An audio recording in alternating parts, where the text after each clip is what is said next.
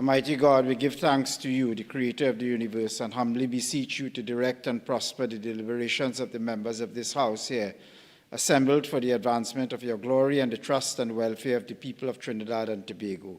Grant that peace and happiness, truth and justice may be established amongst us for all generations.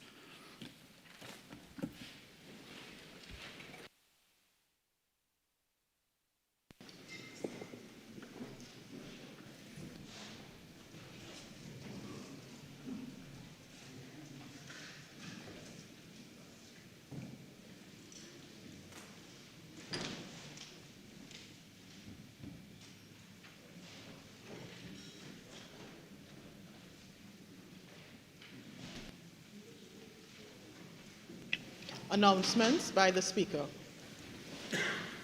Honorable members, I have received communication from the Honorable Kamala Prasad Bisesa of Senior Council, Member of Parliament for Siparia, who has requested leave of absence from today's sitting of the House. The leave which a member seeks is hereby granted. Can I just take this opportunity? This is my first sitting in which a member has returned to the House, so Trinity Mallory, to welcome back.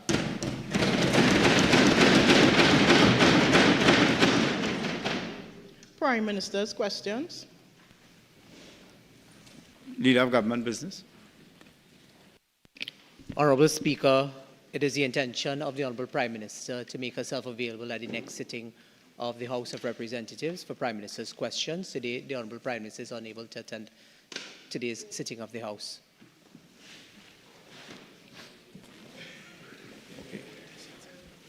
Honourable members, we will defer the part of the session devoted to Prime Minister's questions, the half an hour, for the next sitting of the House. Thank you very much. Questions on notice, questions for oral answer.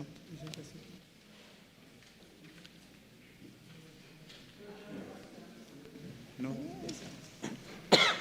Questions on notice, questions for oral answer. Thank you very much, Mr. Speaker. I noticed the Member of Parliament for Maruga Table and Minister of Culture and Community Development is not here with us, but I will still ask the question here today. Question number 38. So given the National Gas Company's withdrawal, question number 38 to the Minister. Leader of Government Business. The Minister is now making her way into the chamber.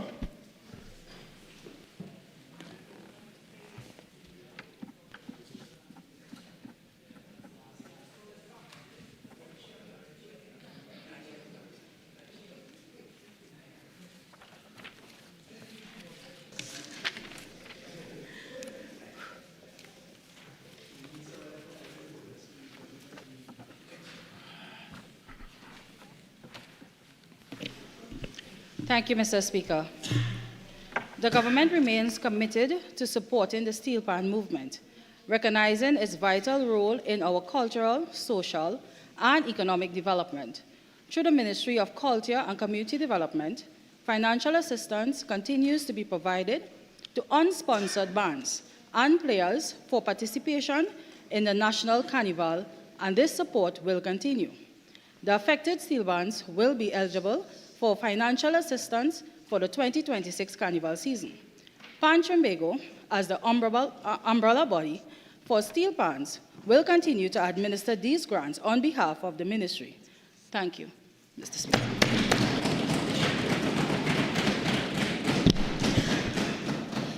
So to the Minister, we know there are one-off grants, but what support will be given for the future youth and community programs that these particular steel bands continue to have and try to develop their communities with?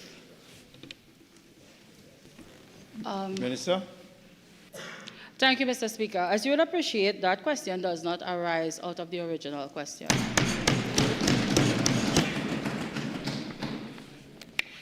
Mr. Speaker, I must say it does arise because the question in itself says their youth and community outreach programs, meaning the continuous support of these particular programs? We know there's a one-off grant being given to a lot of them, but what is the continuous support that's going to be given to these steel bands? Mr. Speaker, I am... Sorry. Well, first of all, Member for Diego Martin West, I think the supplementary question assumes that a fact has been established which has not been established. So you can ask a different question. Thank you very much, Mr. Speaker. So my question is whether this particular support is a one-off grant, or will there be continuous support throughout the year for these steel bands? Minister, is the one-off grant? Thank you, Mr. Speaker. Mr. Speaker, as the member would appreciate, members of this honorable House and the general public, my ministry stands ready and this government to support not only the pan fraternity but culture on a whole. My entire structure with regards to my ministry and the mandate of my ministry is to support the culture of Trinidad and Tobago. For Diego Martin. For the Spain North. Thank you very much, Mr. Speaker. To the Honourable Minister, is part of this government's policy with respect to the steel band movement to send government ministers to try and storm Pan Trinbago events? No.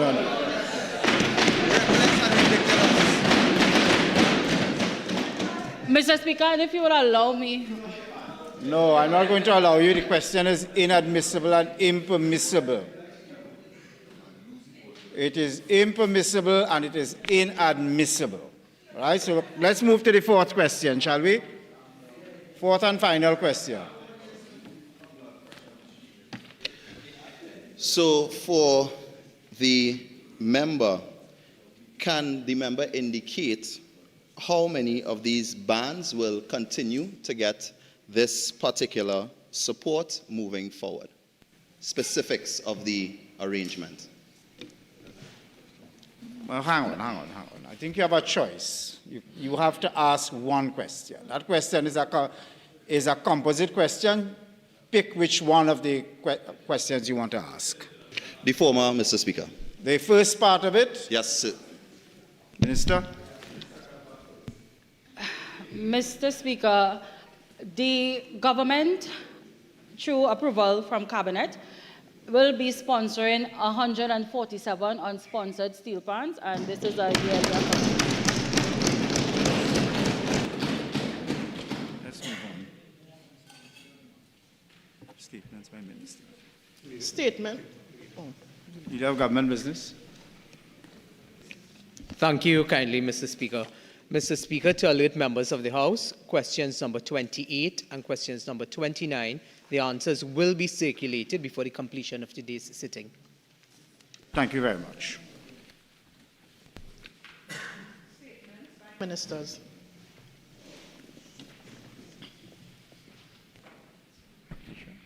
Where's tertiary education?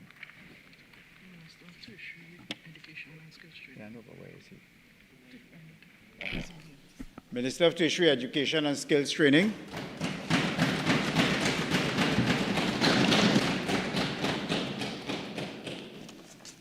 Thank you, Mr. Speaker. I rise to make a statement on the award of national scholarships based on the results of the 2025 Caribbean Advanced Proficiency Examinations, or CAPE. Every year, scholarships, open and additional, are awarded to the top performing students in 10 cognate groupings. These groupings are business studies, creative and performance studies, environmental studies, modern studies and humanities, information, communication and technology studies, language studies, mathematics, natural sciences, technical studies, and general studies. To be eligible, candidates must be a citizen of Trinidad and Tobago and must attain at least 8 unit grades at 1 or 2 over a period not exceeding 2 consecutive years. From among all the open scholarship winners, President medals are awarded to the top 2 candidates who achieve 8 grade 1s, 24 A's in their profile by using the highest T-score. One President Medal is awarded in the category which comprises environmental studies, information communication technology, mathematics, and natural sciences, and the other in the category which comprises business studies, creative writing and performance studies, general studies, modern studies and humanities, language studies, and technical studies. These scholarships are awarded in recognition of and to reward academic excellence of our students who write the CAPE exams, and to serve as a motivation and inspiration for all students to achieve their maximum academic potential. Last year, 103 open and additional scholarships were awarded.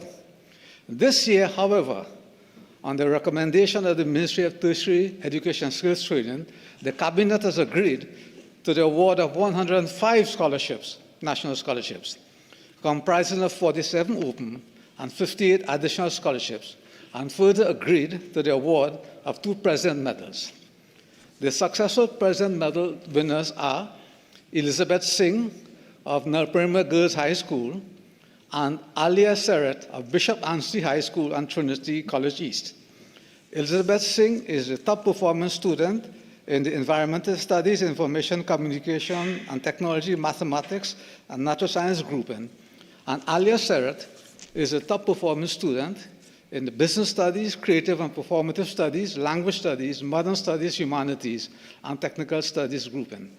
In terms of gender, Mr. Speaker, 39 of the scholars are male and 66 are female.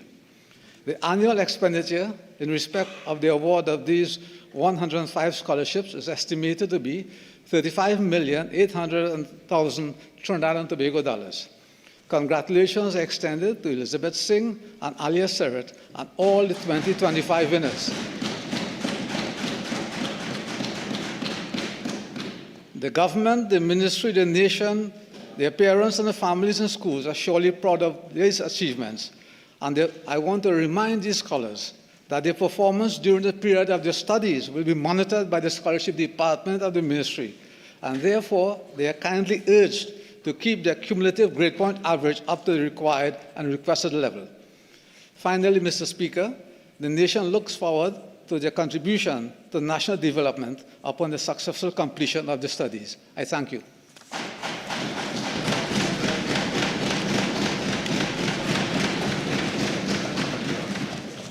Introduction of bills.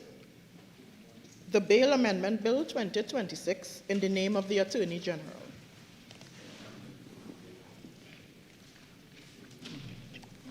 Public business, private members' business, motions. Member for Laventille West.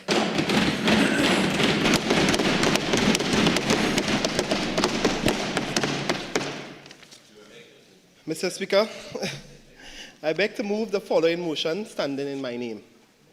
Whereas it is the responsibility of the government to safeguard the well-being of citizens and to promote conditions that enable a decent standard of living. And whereas recent reports of mass terminations and non-renewal of contracts across public bodies, state agencies, and local government entities have resulted in a perceived marked increase in unemployment in several vulnerable and at-risk communities. And whereas press reports indicate that these developments have disproportionately affected single mothers, female-headed households, youth, the elderly, and persons with disabilities, thereby intensifying food insecurity, school absenteeism, mental health strain, and the risk of exploitation and social exclusion. And whereas increased unemployment and reduced community engagement correlate with heightened risk to public safety and social stability, and may adversely affect local commerce, micro-enterprise, sustainability, and prospects for inclusive growth. And whereas sound public administration requires transparent decision-making, fairness in employment practices, and appropriate measures to cushion socio-economic shocks on vulnerable groups. Be it resolved that this Honourable House take note of the socio-economic impact of increased unemployment in communities arising from mass terminations and non-renewals of contracts and of the resulting breakdown in community and social life. Be it further resolved, Mr. Speaker, that this government urgently responds to this developing socio-economic crisis by immediately providing adequate and meaningful social relief measures. Mr. Speaker, I rise to debate this very first motion standing in my name.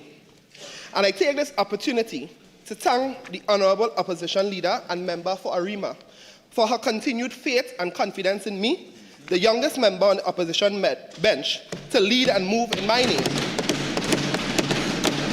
such an important and consequential motion in defense of some of the most vulnerable citizens of this Republic of Trinidad and Tobago.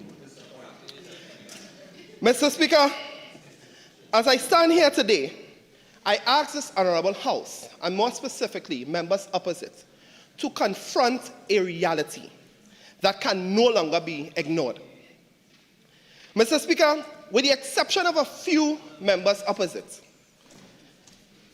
my colleagues opposite have been posturing as untouchable lords. They have been looming larger than life, governing on a high, while suffering from never thought and never see come see.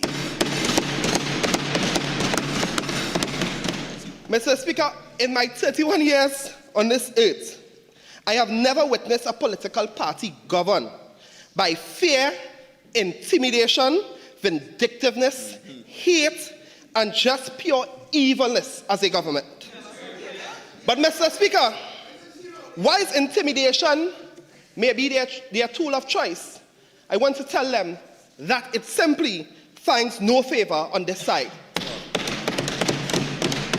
Mr. Speaker, when those opposite governed by fear, we respond with courage and we stand in defense of our vulnerable citizens in Trinidad and Tobago.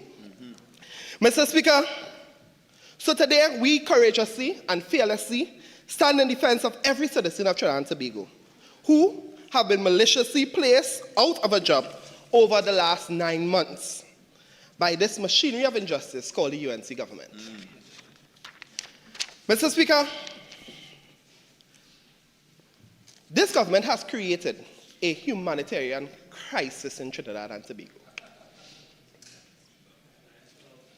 Since May 2025, Trinidad and Tobago has experienced a wave of mass termination and widespread non-renewal of employment contracts across public bodies, state agencies, government-funded programs, and local government structures, Mr. Speaker. Mr. Speaker, these events are not isolated. Taken together, they represent a serious socio-economic shock, a humanitarian crisis that continues to affect thousands of households. Mr. Speaker, I want to refer to an ILO report from Geneva from May 2003 that speaks to the term crisis, and I want to lay a foundation on this ground.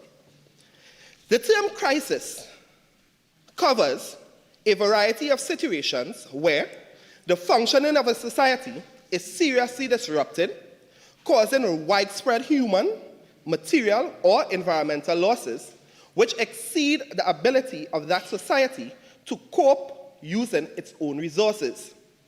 Evidence from around the world indicates that crisis increase poverty, deteriorate working conditions, expand the feminization of poverty, worsen employment and income-generating opportunities, reduce productive assets, and erode social integration, social protection, and human security, end quote.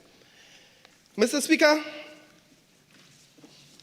that is the ILO report from Geneva in 2003, looking at in cases where a country finds itself in a crisis. And make no doubt about it, Mr. Speaker, over the 9 months, this government has indeed created this crisis. And when we look And I'm going to refer to August 2025 Guardian article.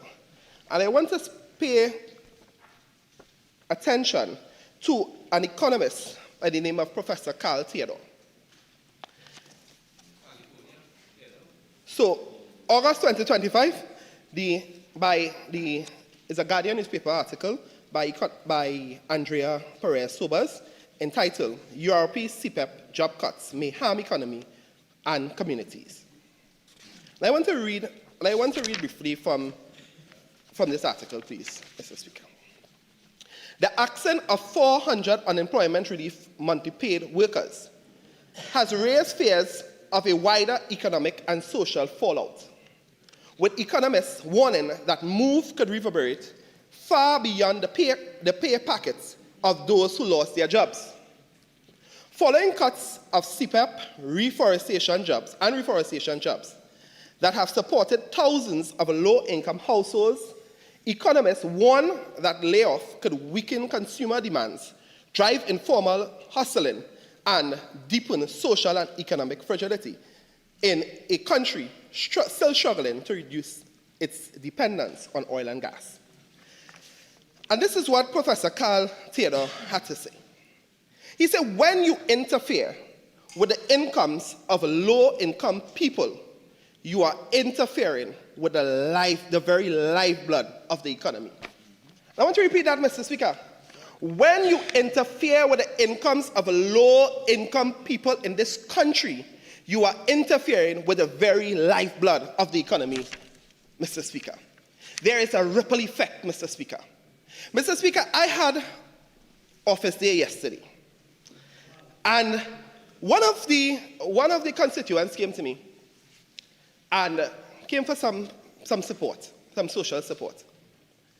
And she informed me she was 59 years, she was a former CPEP worker, further to which, in her household, she also lives with her son and grandchildren. Her son was a forestry worker, a part of the reforestation program. He too lost his job. He's a father, a single father, who takes care of a twin. And what that situation alluded me to is that we are indeed in a humanitarian crisis. That 59-year-old lady informed me, Mr. Speaker, that apart from losing her job, that she had about 8 more months of NIB contributions in order to qualify for the NIS grant.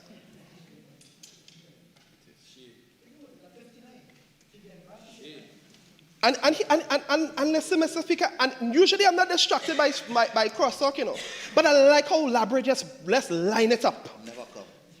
Never see, never come, never see. Never see, come see.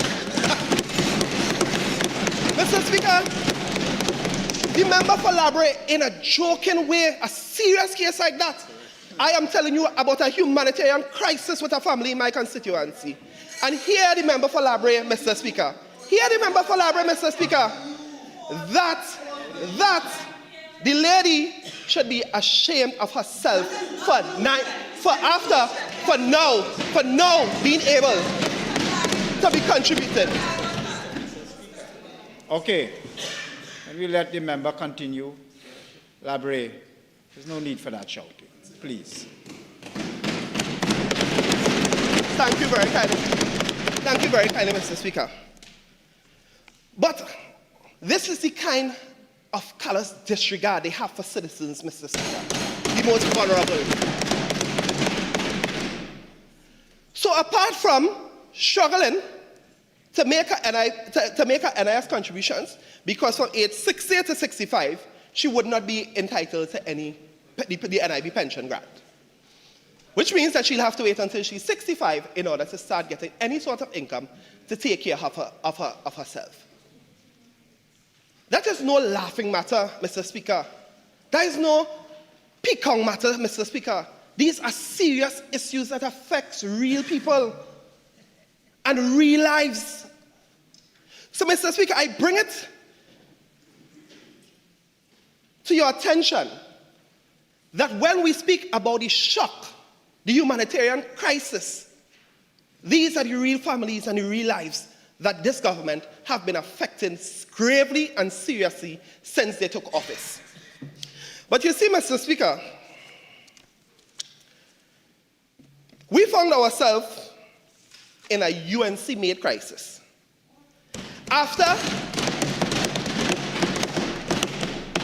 After the then opposition leader, now Prime Minister, campaigned on love and compassion and motherly care, 9 months later,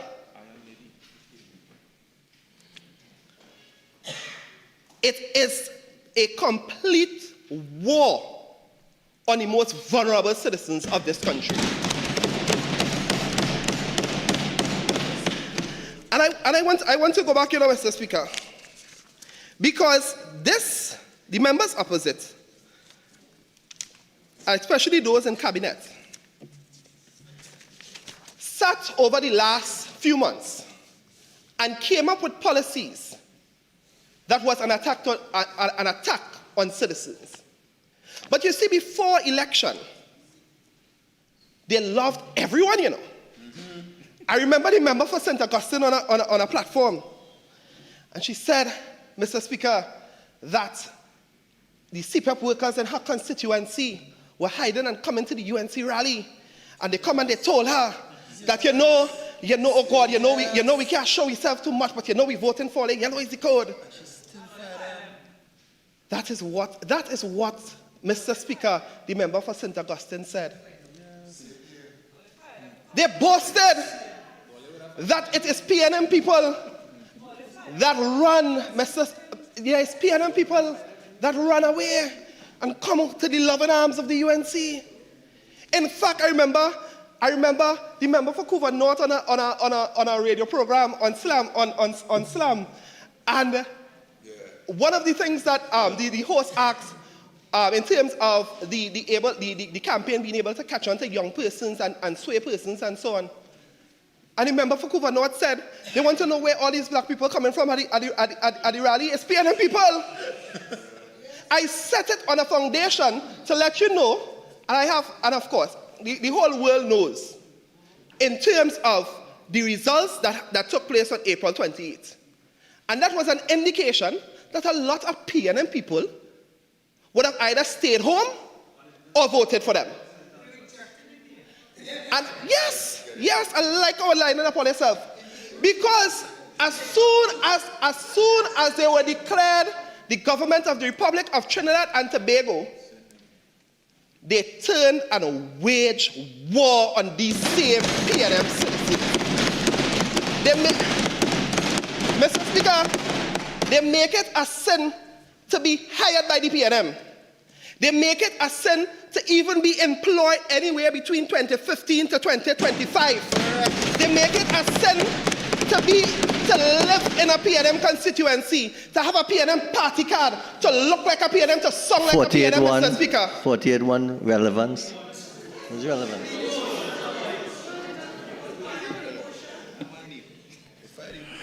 All right, I don't think it's irrelevant. Hang on. But at some point in time, your motion contains 5 recitals. And I'm sure you understand the recitals of a motion is to establish the factual matrix for which you intend your final resolution to rely upon, right?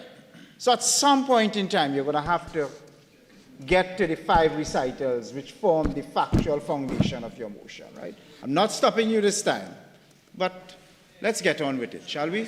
Injury time. Thank you very kindly, Mr. Speaker. Mr. Speaker, I have to lay the foundation here this afternoon. No, I'm not. Foundations to the recitals which you have so carefully circumscribed your motion by. And that's the point of it. I don't wish to belabor this point and take up your time, but at some point you're going to have to get to the facts in support of the 5 recitals. Thank you very kindly, Mr. Speaker. Mr. Speaker, they wage war on the very same citizens that they said came over to them. And I make no apologies for saying that, because you have the members opposite on record. When they fired 11,000 workers from CPEP, talking about PNM. When they fired 400 monthly paid workers from URP, they say it's PNM. When they fired 5,000 daily paid URP workers, they say it was PNM. When they fired 4,000 reforestation workers, they said it was PNM. And I'm drawing the point that when they say that it's PNM, they should remember and keep the same energy they had prior to April 28th, when it matters not if you were PNM or not, they wanted your support. So it is relevant, Mr. Speaker. My friend Foshagonas wants to understand the relevance. I will tell him what is the relevance. Because you see, they have convenient memory. They don't want us to bring up the past, Mr. Speaker, but we have to. We have to.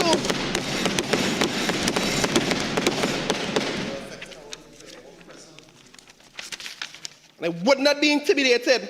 I would not be intimidated in defense of my people. I would not be intimidated in defense of my constituents. And I would not be intimidated in the defense of the most vulnerable citizens of this country. I stand here ready to defend them, Mr. Speaker.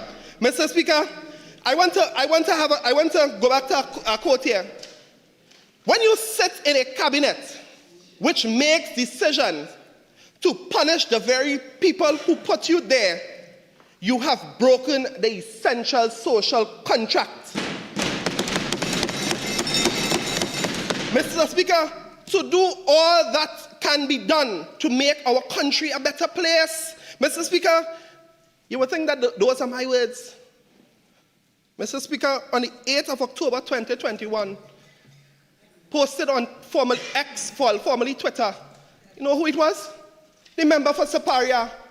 The member for Siparia believed that when you sit in a cabinet and make decisions which punish people who put you there, then you have broken the essential social contract by the people of Trinidad and Tobago.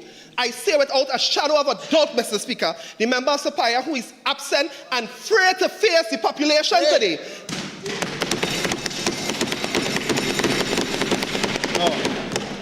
No. And you know you're infringing your rules with that one. You could say that the member is absent. As a matter of fact, you know there's a standing order which prohibits members from commenting on the absence of a member. You know that. But you've gone further now to ascribe an ulterior motive for being absent. So withdraw it in its entirety, please. You know you've infringed the standing orders. Withdraw, Mr. Speaker. Thank you. Mr. Speaker, this quote is very important as I lay this foundation concerning social contract. Because you see, Mr. Speaker, under a social contract, you have citizens giving up their rights to allow members to form a government and, of course, to govern their affairs based on promises that were laid out. And, Mr. Speaker, it's important that we touch on that, because what was promised on the campaign trail was 50,000 new jobs. I want to repeat it for some members opposite and remind them about what were their promise in this social contract to the people of Trinidad and Tobago, Mr. Speaker. They promised this country that a vote for the UNC would be a vote for 50,000 new jobs. And, Mr. Speaker, in less than 9 months, we have over 50,000 people out of a job. The complete opposite, Mr. Speaker. When you have, Mr. Speaker, directly and indirectly, because many times we don't see it, and we think that it's only persons who lost their jobs are affected by these. But these things have ripple effects. And I will show you the ripple effects and the socio-economic factors that it sometimes finds itself in terms of almost affecting the lives of almost every citizen, especially our business community, Mr. Speaker. Yep. Mr. Speaker, average CPEP, European reforestation worker, works for less than $2,000 to $3,000 per month, average. From that, they will go on Charlotte Street, they will buy their market. They will go down by the barber on New City Mall, they go take a trim. They go jump in a Bitam car, and they will stop up the road, and they will jump out by the hairdresser, and they may do their hair. They may go by the mini mart, and they may purchase something to make dinner that night. Mr. Speaker, when you, and of course, as I tell you, you take a taxi, so the taxi you don't get any money. When you take away the livelihood from these very vulnerable persons, you are not only affecting their lives and their family's life. You are affecting a lot of small businesses in this country, and large ones too, Mr. Speaker. And large ones too.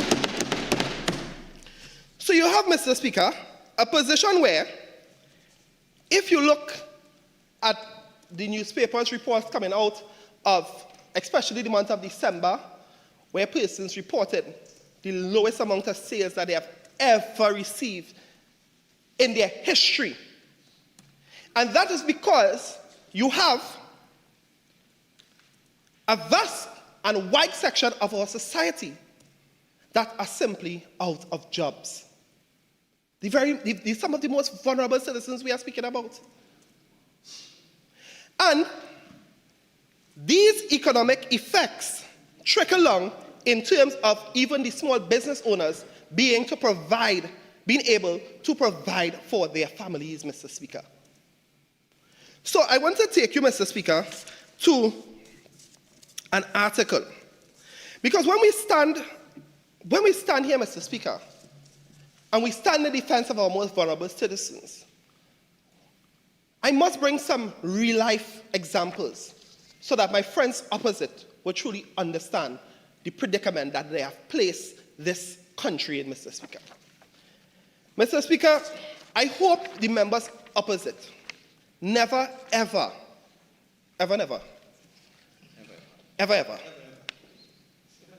forget the name Richard Cooper. Mr. Speaker, Mr. Richard Cooper was a 51-year-old man who was found unresponsive at his home on the afternoon of August 19th, 2025, amid growing financial and emotional strain after he became unemployed in July 2025. A father of three, Mr. Richard Cooper of San Fernando, had been struggling to support his family after being laid off from the National Reforestation and Watershed Rehabilitation Program, where both he and his now widow, 45, had worked for the past 5 years under the Rural Development Company, Mr. Speaker. Mr. Speaker, the article, which is by Laurel V. Williams, continues by saying, in July, contractors issued notice of termination, leaving workers unemployed. According to Cooper's widow, who asked not to be named, his distress had become evident in recent weeks as he became quiet. The couple lived in an apartment with their 19-year-old son and their 6-year-old daughter. The widow is quoted as stating, Mr. Speaker, when it comes to the children, we do our very best to provide for them. Things are hard for us. What little savings we had, we used the money on the children, she said as tears rolled down her face. While she and Cooper were stressed, unable to provide effectively for their family, she had no idea it would come to this. The widow plans to seek help from the Ministry of Social Development and Family Services and intends to arrange counseling for her teenage son sooner than later. This is because she and her son found Cooper's body, and I end quote, Mr. Speaker. Mr. Speaker, I send my condolences again today to the family of Richard Cooper. And I send some strength from this honorable house to his family. As we look and we examine the effects of government's decision and the socio-economic impact of the harsh decisions that this administration have been taking, Mr. Speaker. Mr. Speaker, when I drafted this motion, I drafted with the life of Mr. Richard Cooper in mind, Mr. Speaker. I drafted this motion, Mr. Speaker, with the thousands of vulnerable families in my constituencies and throughout the length and breadth of Trinidad who would have been affected by these harsh decisions, Mr. Speaker. Mr. Speaker, we can't take these things in isolation. I make reference to a constituent yesterday and the impact that it had in her household, where 2 breadwinners were put on a job, out of a job. And I gave you another example with Mr. Richard Cooper, whose family, both him and his wife working in a program, sent home, have no food to feed their children, have no money to send their children to school, have no money to buy school books, have no money to buy school bag, have no money to buy school uniforms, have no money to give them passage to go to school. And he felt that it was necessary to take his life. Members opposite should hang their heads in shame, Mr. Speaker.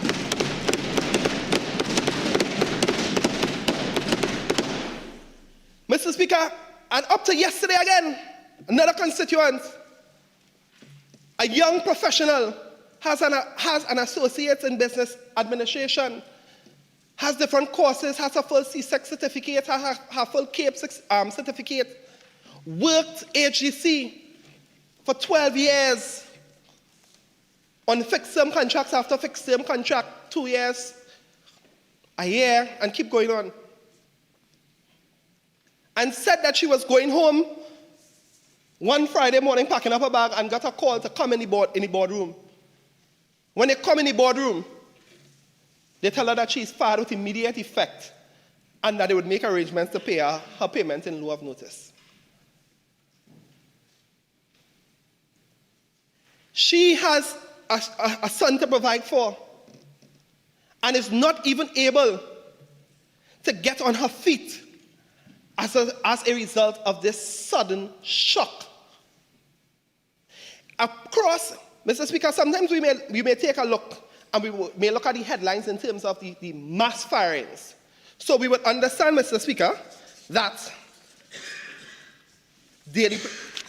5,000 daily paid European workers were fired. We may understand the 11,000 CPEP workers that were fired.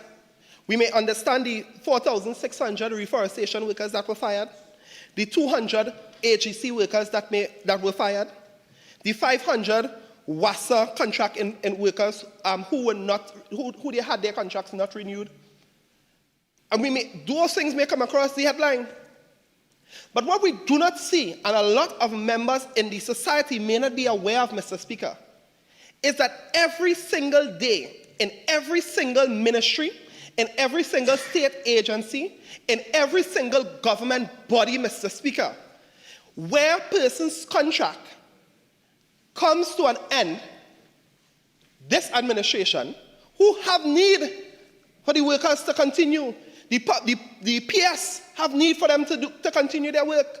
These young professionals who did nothing other than apply for a job that they saw advertised anywhere between 2015 to 2025. And because of that, when their contract comes to an end, they're sending them home. Now, they would come and they would say, it's contract, it's short-term contract. But, Mr. Speaker, we understand the deficiencies in the public service. You have to fill a position in a ministry, it takes years to fill it. So both the PNM government in the last 9.5 years, and even the then People's Partnership Administration would have, and before that, would have continuously hired persons to work in ministries, in state agencies like UDCOT, AGC, LSA, MTS, all these different agencies, and give them contracts. And so long as you are a model employee, you come to work, you do your work, you perform well, your appraisals are high, you conduct yourself in a professional manner, you took advantage of the PNM policies and you went and you took advantage of GATE and you got your degree, and you are well educated, and you come to this country to give back, to work, to do your all. And the PNM, Mr. Speaker, when persons' contracts come to an end in these ministries, in these state agencies, Mr. Speaker, the vast majority of these contract workers, it was almost automatic that a contract would be renewed. It was not perfect. It was not perfect, Mr. Speaker. But many of our citizens could have gone to the bank, could have taken loans, could have gotten their mortgage on the basis of these fixed-term contracts, sometimes for 3 years, if they are able to show, Mr. Speaker, that it was continuously renewed and they have a certain amount of tenure within an organization. We have members, we have former employees of HEC, Mr. Speaker, one who was 22 years, he served in the organization, 22 years, his contract came to an end, sent him home immediately. And I want to tell these citizens of the Republic of Trinidad and Tobago something. Because you see, they sometimes accommodate and hug up and love up their oppressors, you know. I remember my friend from Kareem Central. And I remember my friend from Kareem Central, the other two ministers of social media, walking in HEC, and if you see HEC staff, oh God, the clapping. They thought it was, according to Maruga, they thought it was freedom at last.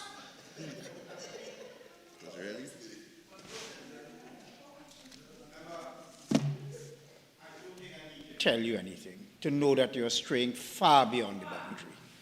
Come on, let's rein it in a bit, shall we? Mr. Speaker, I am referring to 200 workers that they fired from HEC. This motion has to do with firing people in state agents. If I'm not allowed to speak, then I can sit down. I beg your pardon, what did you just say? I said, I gave the analogy, Mr. Speaker, and I can't speak at the same time as you're standing, Mr. Speaker. So. No, what I drew your attention to, and I drew your attention to this previously, you drafted this motion, you said so yourself. You extensively set out the recitals in your motion. There can be no real issue taken with you referring to mass. Yes, we understand all of that, Padarath North. Don't interject when you're not needed. But, where you are running afoul of the own motion you've drafted is with all the unnecessary hyperbole you're engaging in. Just stick to your recitals and let's move on. Mr. Speaker, as elected member for Laventille West, when I come here and I bring a motion, and it refers to mass termination, and I bring a motion and it refers to non-renewal of contracts, Mr. Speaker, I do not need assistance in telling me how to phrase my topic around those very same principles. Mr. Speaker, I stand here respectful of this honorable house. I stand here respectful of this honorable house, but understanding my duly elected responsibility to speak on behalf of the most vulnerable citizens of this country. And I would not be silenced, I would not be intimidated in standing in defense. So as I was saying, Mr. Speaker, in relation to the mass termination of over 200 employees from HGC, yes, if I may be allowed to proceed with this point, I was saying, Mr. Speaker, most respectfully. Mr. Speaker, I rise on Standing Order 55 4C.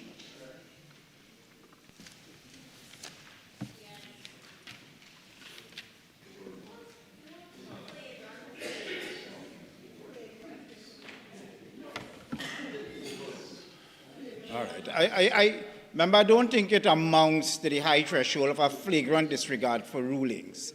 I think, look, and I want to say this as neutrally as I can, I think the member just simply is not paying heed and regard to the motion which he drafted himself.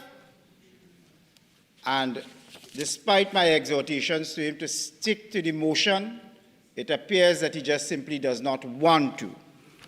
Now, there's a consequence to that, which I'm sure you appreciate, that the other side, you've just opened the stable door for the other side to let the unruly horses out. So once you're prepared to deal with that, and then not resort to hide behind the fig leaf of relevance afterwards, or all of it, then I am prepared to allow you to speak. It's my duty as the umpire in here to simply point out to you when you are running afoul of the rules. Continue. Mr. Speaker, I realize I have 6 minutes left, 10 minutes of which has been taken up. I'm hoping to get some injury time. You actually don't have 6 minutes left. You have 16 minutes left. Original. Thank you very kindly. Yes, because the mover of a motion is entitled to 45 minutes. Deeply grateful, Mr. Speaker. Mr. Speaker, thank you very kindly for your guidance. Mr. Speaker, I want us to take a very close look of the socio. My clerk has advised me that you already have 6 minutes. I took the time wrong. I know, Mr. Speaker. I know, Mr. Speaker, that you would give me my 10 minutes injury leave for taking up 10 minutes. I'm not a FIFA. It was a joke. It was a joke. I'm not a FIFA referee. There's no injury time here. Yes, Mr. Speaker. Mr. Speaker, I want to take a quick look in terms of a report from the International Journal of Multidisciplinary Research, an article by Praveen Kumar Pandey, February 2025. And I quote, "Layoffs do not only disrupt individual workers' livelihood, but also have deep social and economic repercussions affecting families, communities, and even an entire national economy. From a social perspective, the consequences of layoffs include rising unemployment rates, increased mental health concerns among affected workers, and potential increases in inequality. Economically, the impact can be seen in reduced consumer spending, lower tax revenues, and the long-term effects of a shrinking middle class." Mr. Speaker, this article outlines exactly what has been transpiring in Trinidad and Tobago over the last 9 months. And I want to call on the members opposite, from a government, from a dead opposition that promised 50,000 new jobs and promised stability and long-term jobs and so on, and all of these nice things to the population, Mr. Speaker, that they stop with immediate effect the raging of war against the most vulnerable and poor citizens of Trinidad and Tobago. And further, Mr. Speaker, apart from the boasting of the best budget ever, that we come and find ourselves in a position where with these large amounts of promises, and that they allocated these funds for unemployment for the persons, the unemployment fund under the office of the Prime Minister, and they are going to strengthen the Ministry of the People and Social Development. We have found ourselves in a position where these very same vulnerable persons have been going, Mr. Speaker, to offices, and this is no attack, Mr. Speaker, on my friend from Chaguanas East. My friend from Chaguanas East, I know that she tries hard. I know that she tries hard. However, Mr. Speaker, the government on a whole, in terms of its systems, Mr. Speaker, we are going to, example, in the Laventil district office, Mr. Speaker, in the Laventil district office, we have had staff members who are supposed to be the social worker for my entire constituency, right? But they are assigned to Laventil West, in the Arang West district office at MTS Plaza, Mr. Speaker, on leave for months, no replacement. So these very same vulnerable persons who lost their jobs and the government tell them to go and come to the Ministry of the People and Social Development and apply for the grants, for food cards, for public assistance, for social welfare, etc. When they arrive there, there's not one person to even come and do a visit in order to approve them or assess them, Mr. Speaker. This is the crisis that this government has created. And it's one thing, Mr. Speaker, to understand some of the administrative challenges. But it's another thing to know that you're going to place tens of thousands on the breadline, and not put the social safety net in place at the different office of the Ministry of the People and Social Development in order to get that. But I want to tell you, apart from that, Mr. Speaker, that what the citizens of Trinidad and Tobago who worked in these programs, who remain unemployed, Mr. Speaker, who remains, Mr. Speaker, without food on their table, who remains, Mr. Speaker, unable to provide for their family, to pay their bills, to pay their light bill, to pay their water bill, Mr. Speaker, to have the basic necessities in order for a decent standard of living in Trinidad and Tobago. They do not want hands out, Mr. Speaker. They want hands up, Mr. Speaker. They want opportunities. They want to work, Mr. Speaker. And the government, in turn, advertised this big mass recruitment, a big mass recruitment.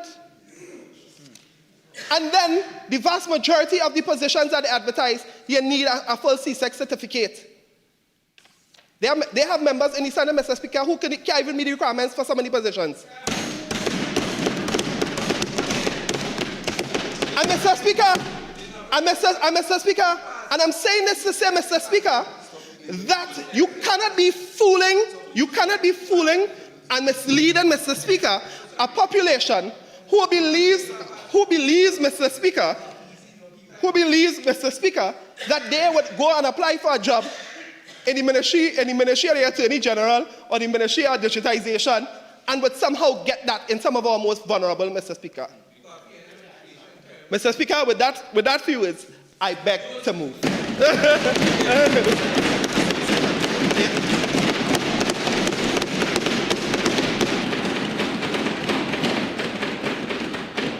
Member for Aruka Lopino.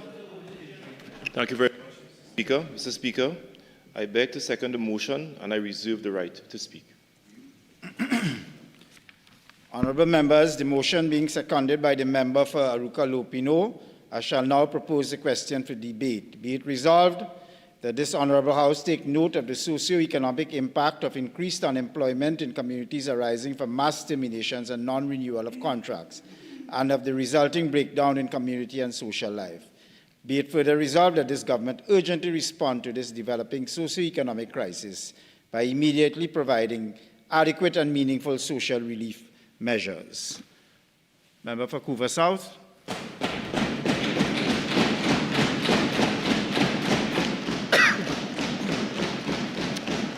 Thank you, Mr. Speaker. Mr. Speaker, right off the bat, this motion presented by the member for Laventil West is baseless, is based on a false premise, and we clearly and outrightly reject this motion. Mr. Speaker, the audacity to accuse this government under the leadership of the Honourable Member for Siparia for the very actions that members of the opposition perpetrated on this population for 10 years is nothing short of mind-boggling. But, Mr. Speaker, I understand why the entry requirements had to be lowered for the member for Laventille West to have to enter the University of the West Indies. I understand Mr. Speaker, I rise on 48.6. The member is imputed proper motive. Unlike them, I didn't buy my degree, and I bright. I passed all my exams, every single one, and I write up with me and you. Mr. Speaker, it's factual. Okay, it is factual. Whether it is factual or not, member, I don't think that forms part of the debate. Can you just ask you to withdraw that and move on? It's also, it doesn't speak well of a member of the House, so let's move on with that. Let's move on without that, please. Mr. Speaker, I'm guided. However, it being factual, I withdraw. I withdraw. Mr. Speaker, after listening to the contribution of the member for Laventille West, I think the member for Laventille West is already signaling to the population who he might be supporting for Road March. Because after hearing that contribution, I am almost certain he's supporting the last train to Sandu, because that was nothing short but a train wreck that we just witnessed in this House by the member for Laventille West. Mr. Speaker, let's get to the motion. Let's get to the motion. The honourable member for Laventille West, in the recital of the motion, Mr. Speaker, speaks about single mothers being affected. The honourable member spoke about female-headed households, the youth, the elderly, and persons with disabilities. And when I read the recital of the motion, I said, but this member could not have been a member of the PNM. But then when I heard the member speak today, the member boasted and beat his chest loudly that he was proud to be a product of the PNM and PNM's policies. Member, may I remind you that coming into government in 2015, there was a program under the Ministry of the People and Social Development that was crafted to assist single mothers, female-headed households, youth, the elderly, and persons inclusive of children with disabilities. The member for Chaguanas East will recall this very fondly, because we were able to empower those most vulnerable, particularly children with disabilities. You know what they did when they came in 2015, Mr. Speaker? They disbanded the entire program. But that is PNM for you. That is what they did to the people of Trinidad and Tobago, inclusive of the most vulnerable, the children with disabilities in our nation. That is what they did. But Mr. Speaker, I want to warn my colleagues opposite that when you have cocoa in the sun, you must declare your interest. And this goes for all of them. When I read in the recital of this motion that there are recent reports of mass terminations and non-renewal of contracts across public bodies, the member was so unashamedly bold-faced to put this in the recital under his name, when the member should have stood here and declared his interest for having been a CPEP contractor before. So you cannot use the parliament, Mr. Speaker, to advance your own interests and your own arguments. Mr. Speaker, I hear the member for Diego Martin Northeast saying imputing improper motives. That too is factual. That too is factual. Mr. Speaker, the member for Laventille West didn't know. He started off giving us figures of how many persons went home from URP and CPEP, and then came up with an astounding figure of 50,000 when nothing is further from the truth. Point of order. The member has accused the member for Laventille West of using this motion to advance his personal interest. That is 44. That is in breach of 48.6. Did he declare his interest?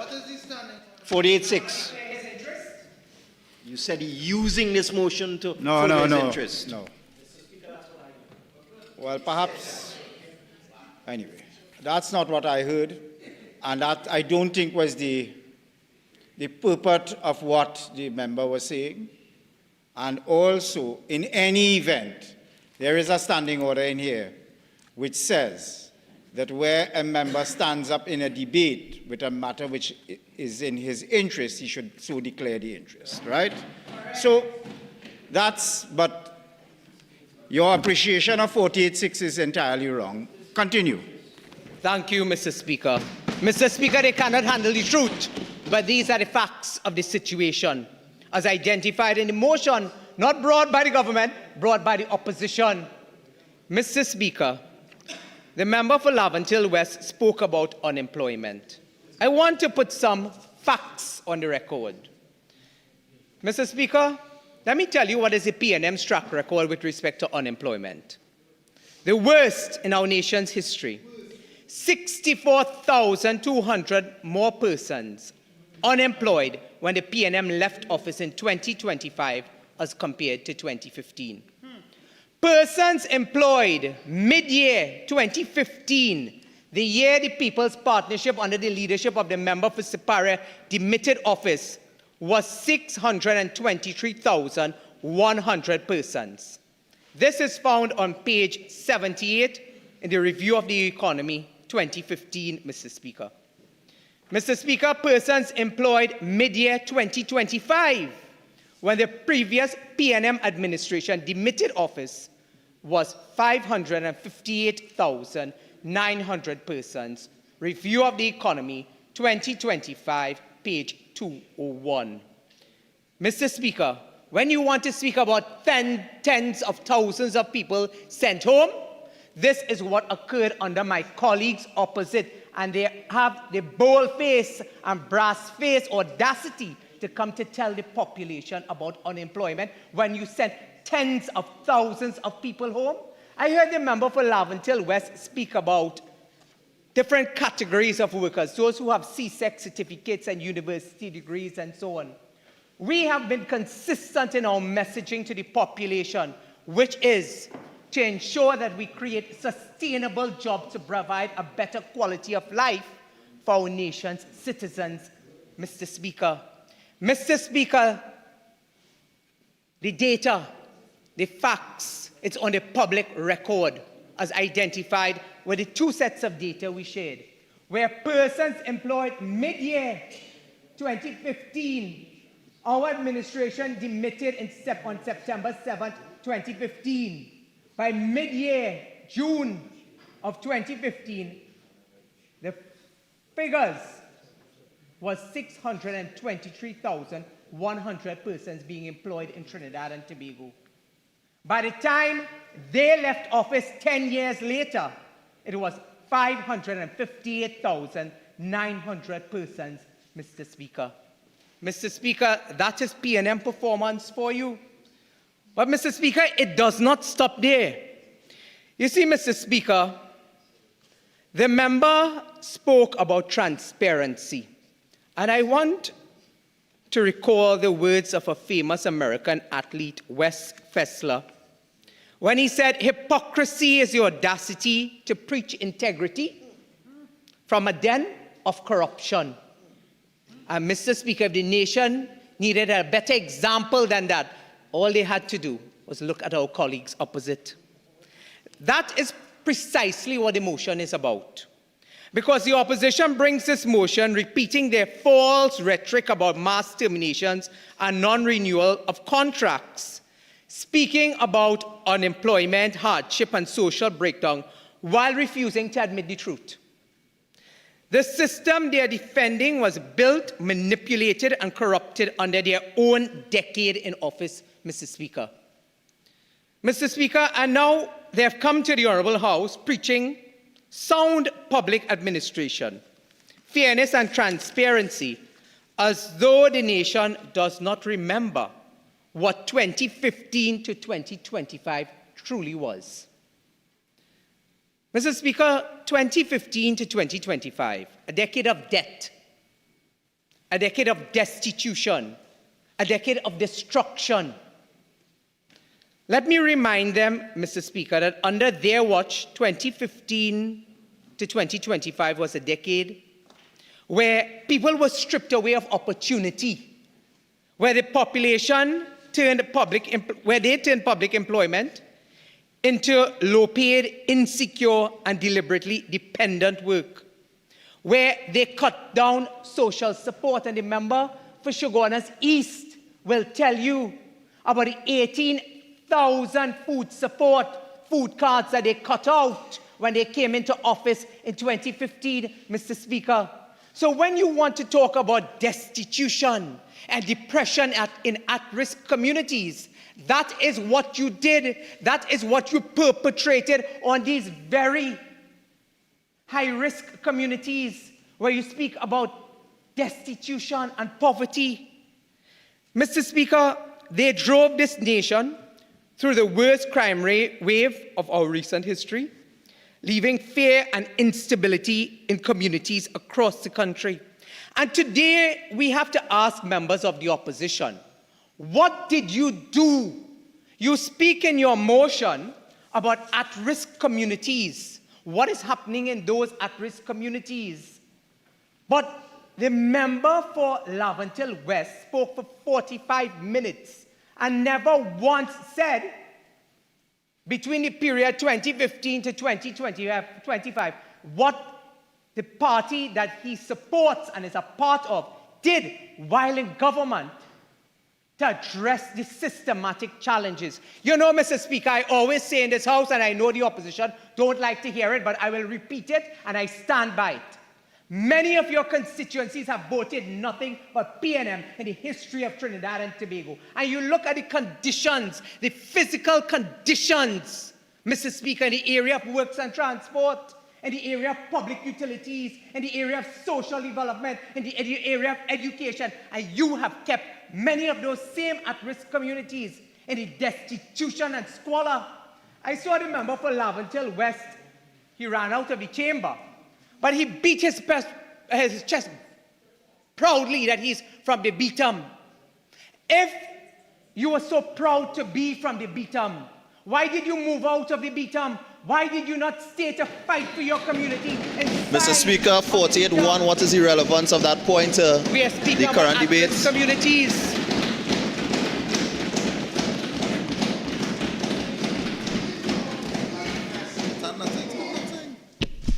You would recall that I did speak to the member for Laventille West about this. He engaged in what can only be described as a dystopian dissertation about the social situation in this country. And I told him at that time, if he intended to engage in the hyperbole, the natural remedy would be for the government to respond. I cannot do this. It is only fair and proportionate now. It is here at risk communities. Thank you, Mr. Speaker. Mr. Speaker, after having been overwhelmingly rejected by both the people in Tobago and in Trinidad, not just last year in Trinidad, but also just last week in Tobago, members opposite are hoping that this motion will bring some sort of political currency to them. But I want to tell them the people of Trinidad and Tobago have not forgiven you, despite the fact that members, I saw just recently the leader of the opposition and others, are saying, come back home to the PNM. And yet they have not atoned for their sins. And I'll tell you how I'm linking this to the motion, Mr. Speaker. Mr. Speaker, in the recital of the motion, again, in the first recital, it speaks about contracts. It says recent reports of mass termination and non-renewal of contracts across public bodies, state agencies, etc. And while they filed this motion in the parliament, they are out there parroting to the population to come back to the PNM. But Mr. Speaker, That will gain them no political currency, because I'll tell you why. They have not atoned for their sins and their ways. When you can take 2 members of the previous administration who enriched themselves with contracts over $500 million in CPEP, in MTS, in URP, another one with rentals, Mr. Speaker, and you take them and you foist them back onto the population. What atonement is that? What forgiveness do you expect from the population?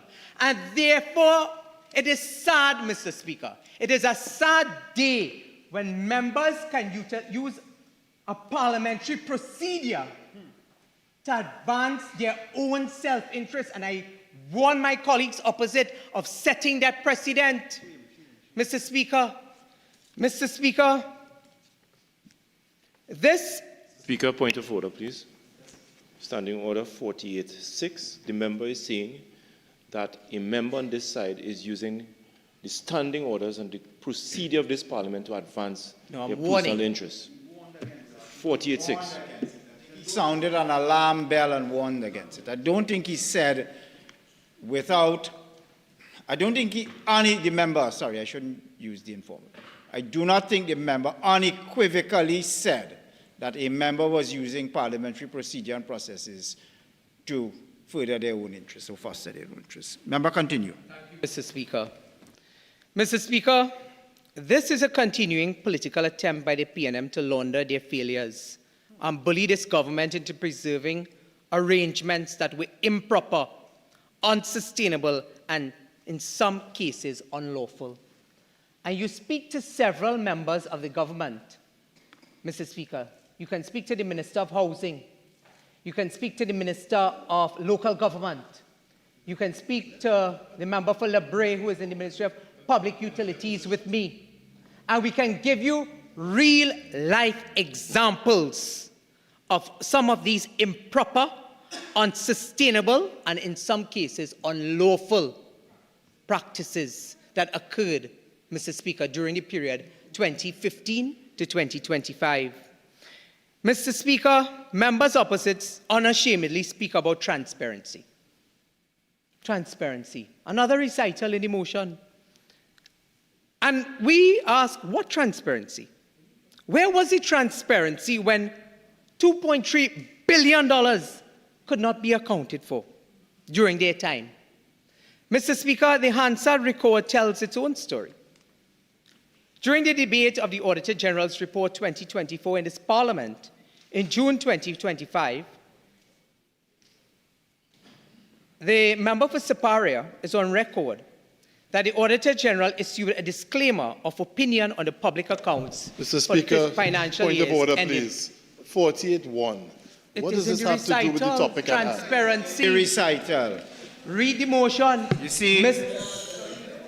see, and that's why it's important when you draft recitals, if you do not want to open the stable doors, the drafting of your recitals must be tight and concise. Ask the member for Port of Spain South. Thank you very much. Member, continue. Thank you, Mr. Speaker. Mr. Speaker, during that same debate, the member for Siparia placed on record that the Auditor General was denied access to documents concerning the Central Bank's management of the electronic check clearing system and Go Anywhere platform, linked to government's transactions with $2.3 billion from 2023 accounted for. And I reference this, Mrs. Deputy Speaker, because the scandalous reality of ghost rentals, ghost landlords, ghost leases, ghost cabinet approvals. So this motion is not a defense of workers, Mr. Speaker. It is a cover-up story. It is an attempt of members attempting to defend themselves under the guise of defending workers. Mr. Speaker, it is a political exercise in PNM deception, which is really an attempt to disguise their failures, preserve their machinery, and pressure this government to protect systems that should never have been allowed to function the way they did in the first place. And I tell my colleagues on the side of the bench, continue holding your heads high, working in the interest of the people of Trinidad and Tobago, rooting out the gangs, rooting out the corruption, rooting out the elements that was allowed to fester for 10 long years that brought the country to where we are today, that brought this country to where we are today.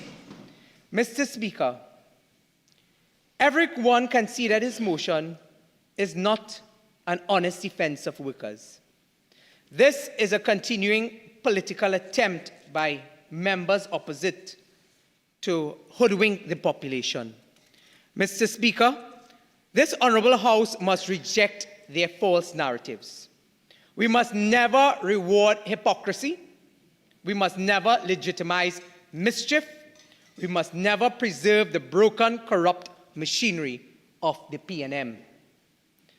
Mr. Speaker, let us deal with contracts as identified in the recital of the motion and the legality of these contracts that the member alluded to. Mr. Speaker, the motion alleges mass terminations and non-renewal of contracts, a perceived marked increase in unemployment and a breakdown in community and social life. But it also demands that the government urgently respond by immediately providing adequate and meaningful social relief measures. But the motion is fundamentally misguided and flawed because it is built, as I mentioned, on false premises and deliberate omissions. It speaks of mass terminations as though government is acting arbitrarily, yet it avoids the central truth. If these contracts and employment arrangements had been lawful, transparent, and properly awarded in the first place, there would be no crisis requiring review, restructuring, and correction now. Mr. Speaker, the member cannot demand that the government protect the very system the opposition, when in government, helped create, manipulate, and distort. Mr. Speaker, I'll give you one example. The CPEP program at that time was placed under me as Minister of Public Utilities. When the review of CPEP started to occur, there was a disparity in how the CPEP contracts were awarded to persons. And right before the general election, there was an attempt to renew all CPEP contracts.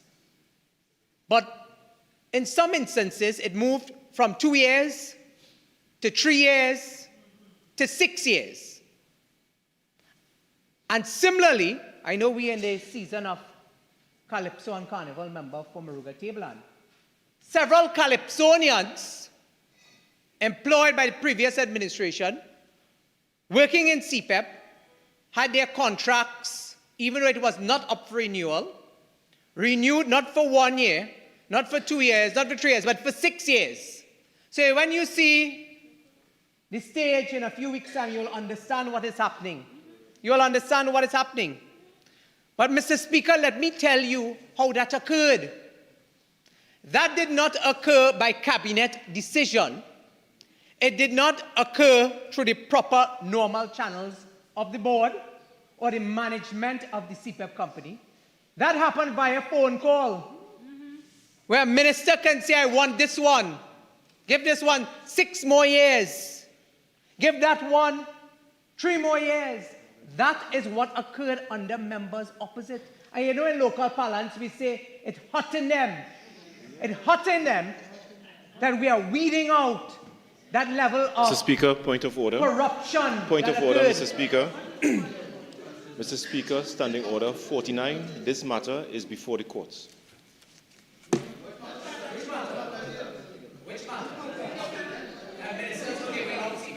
Yes, you know that. Mr. Speaker, there's Are you invoking the sub judice rule? Yes, Mr. Speaker. I'm overruling it.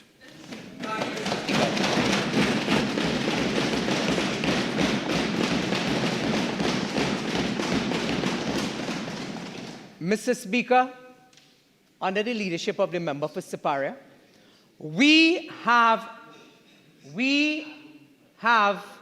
no intention of continuing the same corrupt practices that took place between the period of 2015 to 2025 in the way in which contracts were awarded by the government.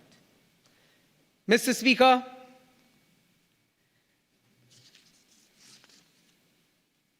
certain contracts entered into under the former administration, I indicated, was unlawful, and their legal status had to be reviewed and rectified. And this is not theoretical. I refer to litigation arising out of the termination of a CPEP contract extension granted mere days before the April 28, 2025 general election by an addendum dated April 23, 2025, including Eastman Enterprise Limited versus the CPEP Company Limited. The application for injunctive relief to restrain termination was rejected, and that position was upheld on appeal. But I will go no further since my colleague seems to be jumping up on the sub judice rule. But Mr. Speaker, when the opposition demands that the government preserve contracts and prevent terminations, it is asking the state to ignore red flags. They are asking us to continue the governance concerns without effectively addressing them. The opposition is asking for the defective arrangements to continue without correction. Mr. Speaker, that is what occurred under them between the period 2015 to 2025. They were not interested in keeping people in sustainable jobs. And when the member for Siparia tells you, and the member for Couva North, my own member of parliament, tells you how we are going to fill the vacancies that they left to languish without trying to employ people in sustainable jobs to give them the opportunity of a better quality of life. That is not pie in the sky. It is happening. The member for Couva North has already employed 1,800 sustainable jobs. And that is an ongoing practice. If your intention was to keep persons destitute, cutting grass all their life for generations to come, that is not the intention of this administration. And that is why I reference the at-risk communities that you speak of. Because the at-risk communities, many of those at-risk communities are represented on the opposition bench. But you have been in the government of Trinidad and Tobago for more than 45 years, and you have done nothing to help those same people. Nothing. So your answer to their problems is to keep them cutting grass while your own members elsewhere enrich themselves with state contracts. And if anyone is to hold their heads in shame, it is members of the opposition collectively.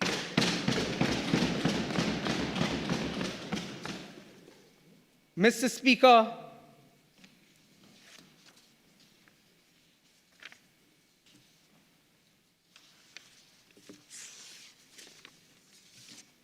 when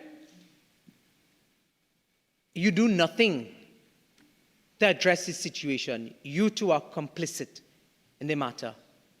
And therefore, there's no way, I think the member for Tunapuna will recall, that it was the authorities, the law enforcement authorities, who provided the information not only to our UNC administration, but to PNM administration, successive PNM administration, that the gangs were involved in URP, in CPEP, that they were receiving contracts, and therefore you had to cut the supply chain. What did members opposite do to cut the supply chain? They ignored the pleas of law enforcement.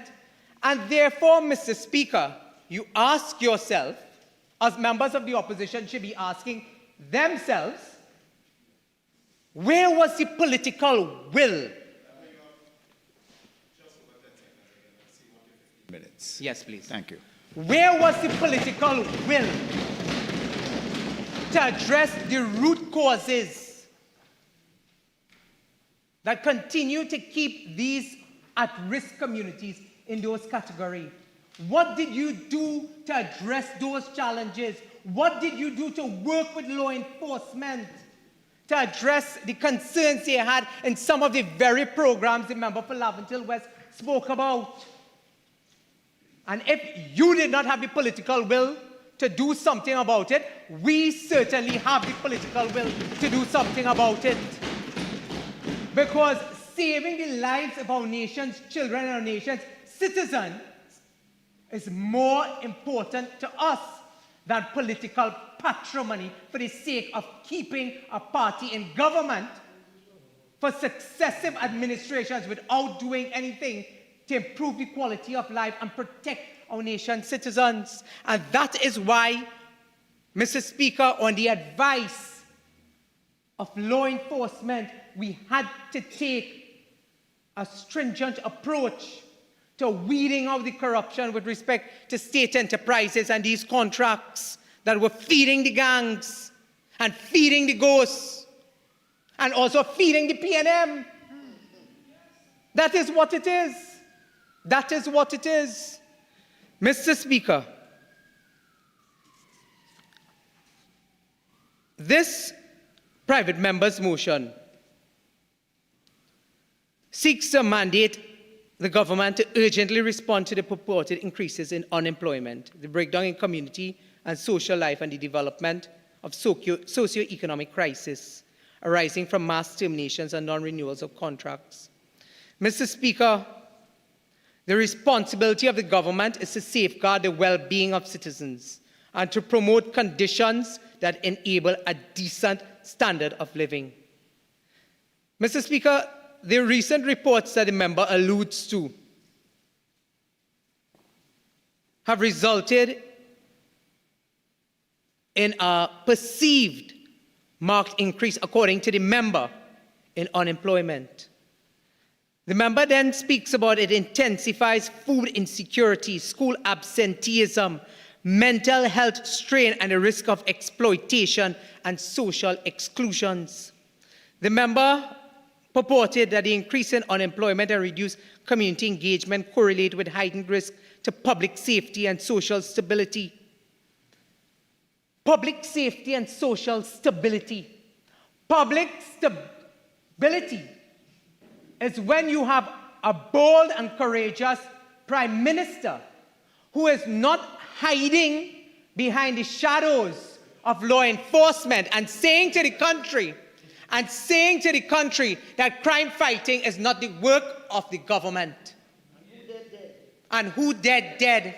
That was the approach of members opposite when their then former Prime Minister told the population that it was the responsibility of law enforcement. When the honorable member for Siparia stands and she tells the population that stability means that law enforcement must have the necessary tools, they must have the necessary support, that we must look at partnerships where we can. The member for Puna will tell you that the police service didn't have vehicles. You know why, Mr. Speaker? Because they didn't have brakes fluid. Simple things like that. They had to change a bulb. And vehicles in the police service were down for years. When we told them that, listen, under the state of emergency, we will take the necessary steps to ensure that those who are within the confines of the prisons will not be able to make contact with those outside. They were not interested in that, Mr. Speaker. Some of their own lawyers filed habeas corpus. Mr. Speaker, that is on the public record. So while we could stand in the parliament and account to the nation in terms of what we have done with respect to political stability, addressing crime frontally, dealing with food security, working in tandem with our foreign partners. When we speak about the member for Tabakit, an upstanding minister, an eloquent minister, a minister who has taken the bull by its horns and worked across the waters, whether it is north, south, east, or west, to ensure that the diplomatic and the foreign relations yielded results in the interest of not for any other country, but for the country that is Trinidad and Tobago, to which we swore allegiance to. Mr. Speaker, the member for Shogunas East will tell you more about the support that we have been providing. But, Mr. Speaker, I want to deal a bit with the legal analysis in terms of some of the claims, particularly in the area of CPEP. Mr. Speaker, it was our view that some of these contracts that they entered into were unlawful, as I said, and their legal status had to be reviewed. Mr. Speaker, reference was made to the claimant appellant's application for injunctive relief to restrain the defendant's respondent termination of its contract in the matters of CV 2020-25, 02737, HC 2737, 2020-25, Eastman Enterprises Limited versus the CPEP Company Limited, delivered by Madam Justice Margaret Mohammed. Mr. Speaker, application number P257 of 2025, claim number CV 2020-25, 02737, Eastman Enterprises Limited is a CPEP Company Limited, delivered by Justice Peter A. Rajkumar, Justice James Abood, Justice of Appeal Ricky Rahim. Mr. Speaker, these matters reference the alleged employment processes and the effects thereof of the contracts entered into by the former government mere days before the general election in 2025. The claimant appellant therein received a notice of termination, terminating the contract, which was extended by addendum dated 23rd April 2025. The claimant appellant's appeal for injunctive relief to stay the termination of its contract by the defendant, respondent CPEP, was dismissed. Mr. Speaker, Standing Order 49. These matters are before the courts, Mr. I'm not going into the substantive matter. Yes, as I've said before. Let me just read from McGee, Parliamentary Practice in New Zealand.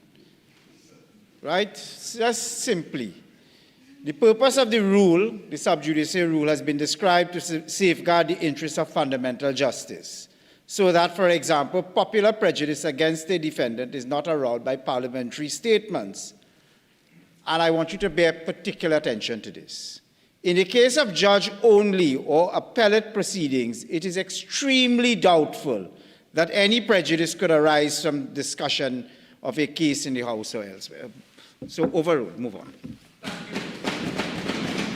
Mr. Speaker, if the member was so concerned about transparent decision-making, fairness in employment practices, and the ever-present need to cushion socio-economic shocks and fostering inclusive growth, the contracts entered into during the former government's term would not have been, there would not have been a need, Mr. Speaker, for them to be terminated. The member opposite, Mr. Speaker, was part of that government. And you, of all persons, member, should know that you should be the last one to speak. If you had followed the law, we would not be in the position that we are in today. Mr. Speaker, in fact, this government has determined that the mass termination of which the member speaks, and although not named, likely refer to the CPEP contracts, we duly consider the circumstances and iterate that the terminations were warranted to rectify earlier unlawful employment practices and transform a disintegrated system into a sustainable, fair, transparent, and viable one. Mr. Speaker, in local parlance, it is often said, you could do what you want, but not for how long you want. It was unlawful, It was unethical, Mr. Speaker. And therefore, when we stood in this Parliament and swore to uphold the law and the Constitution, we were committing to ensuring, Mr. Speaker, that as ministers of government, that we were seeking the best interests of the people of Trinidad and Tobago. Mr. Speaker, the background information strongly supports our view that the members' rationale and conclusion that there is serious correlation between the government's purported mass terminations and non-renewals of contracts across public bodies, state agencies, and local government entities, and the members' inference of our purported lack of transparent and decision-making, fairness in employment practices, and appropriate measures to cushion socio-economic shocks on vulnerable groups is therefore misguided. And the members should know why they are misguided, Mr. Speaker, as he was present and in the inter sanctum when some of those very contracts were being given out. Mr. Speaker, this government wants to disclose to the House that before the government took office, the practice of awarding contracts to contractors in CPEP, a company whose mission is to serve the nation by enriching, attending to the developing communities through environmental enterprise, was reft with corrupt practices and a lack of transparency of which this member speaks and of which he requests that this government addresses in order to immediately provide adequate and meaningful social relief measures. Mr. Speaker, yes, that is exactly what we are doing. We are terminating the flawed contracts. We are getting rid of the favoritism. We are getting rid of the discrimination. We are getting rid of the nepotism, which was rampant in the processes practiced by the former administration. At this very moment, Mr. Speaker, we are revamping and creating a new environment of sound public administration, and no amount of crying wolf, no amount of sound and fury, no amount of attempts to bring 2 and 3 people in front of the Parliament, because that is all they have been able to muster, Mr. Speaker, will detract this government from the mandate that we have been given to change the trajectory of how things were done. Mr. Speaker, on most occasions, I allude to the fact that this government was given a constitutional majority. We came in on an overwhelming mandate. And that overwhelming mandate was based on what we articulated to the population. We promised transparency. We promised that we will change the corrupt practices that existed between 2015 to 2025. That the recusals in the cabinet because of self-interest will not occur in this cabinet under the member for Siparia, like what occurred in the former administration. And therefore, Mr. Speaker, we are very proud to say that we are making the bold and courageous decisions that will redound to the benefit of the people of Trinidad and Tobago. Not for today, not for tomorrow, but for generations to come, Mr. Speaker. Mr. Speaker, the processes of unscrupulous practices, fraudulent misrepresentation. Mr. Speaker, I'm the line minister for CPEP, and I can tell you when we speak about fraudulent misrepresentations, without going into the substantive issues that are impacting before the courts, this is one of the very issues of fraudulent misrepresentations that is before, Mr. Speaker. Mr. Speaker, which perpetuate corruption and results in a monopoly to few contractors in receipt of contracts. Mr. Speaker, the attempt to prevent favoritism, unjust behavior and discrimination, which result in detriment to the community at large, procedural infractions in breach of CPR to hasten initiation of legal proceedings and waste the court's time, and waste also of taxpayers' money in legal fees in support of contracts which are null and void. We are maintaining the rule of law, Mr. Speaker. Mr. Speaker, to do so, we have instituted and are proposing social relief measures, the rollout of which began last year and is in the public domain. Mr. Speaker, we have made commitments to the public servants. We have made commitments to contract officers. I can tell you right away in my own ministry, keeping the commitment to tea and tech workers, keeping the commitment to WASA workers, We have kept people employed, Mr. Speaker, in real sustainable jobs, and therefore that is our mandate and our mantra going forward. Mr. Speaker, with that, I thank you for the opportunity to contribute, and this government, we are committed to taking our people forward. I thank you.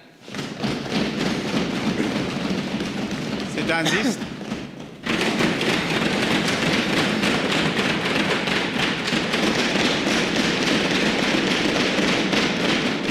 Kindly, Mr. Speaker, for the opportunity to contribute in this debate. Very critical motion. I want to thank the member for Laventille West for bringing such a critical motion to the House. And I want to thank the opposition leader who, through her brand of leadership, is allowing such a young MP to bring such a critical motion to this House. That is the PNM way, Mr. Speaker. That is the PNM way. I want to join with this entire bench in condemning the callous and tone-deaf governance of the UNC. We demand an urgent response to the socio-economic crisis that the UNC has imposed on Trinidad and Tobago, and we demand that the UNC government provide adequate and meaningful social relief measures to the people of Trinidad and Tobago.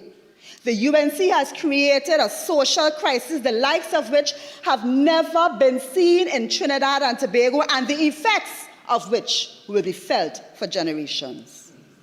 The member for Couva South would like to have us believe that the member for Laventille West was a CPEP contractor in April 2025. Leave the chamber, yes, when he was elected as an MP run. Totally untrue. Completely false. And I invite him to stand outside of the chamber and say that, as the member for Dega Martin, Northeast says, come outside. The member for Couva South, who has left the chamber, would like to have us believe that what they did by firing and continuing to fire people who look like a PNM, who smell like a PNM, that these mass firings are just normal, but I guess it's carnival time. So he could team up with the member from Maruga to jump high, he could jump low, he could say this, he could say that. Nobody is fooled by how loud you shout, member for Couva South. You have no currency and no one believes you.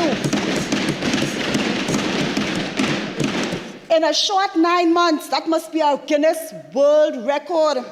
You have burnt up your currency with the population. Social media is awash with regret. After this 9 months, there is no evidence of corruption in the CPEP or forestry program. There is no evidence of unlawful employment. There are no charges. There is no audit report. These are the facts, and I know it hurt in your member for Couva South. I know it hurt in you, but enough time. Enough time spent on your substanceless contribution. We have experienced social crises before in Trinidad and Tobago. I take you back to the 1980s, in the time where we had the barrel children experience that has been written about in many papers across the Caribbean. Trinidad and Tobago was a part of that experience. The social effects of that are still being felt today. That was a crisis, a social crisis. And for those who may not know, this crisis arose when parents sought work in foreign. They went away and left their children in the care of grandparents and other family members. And in lieu of their physical presence, they would send back barrels, send back clothes and shoes. The children had the best of the brands, but they had little to no parental presence. And what did that cause?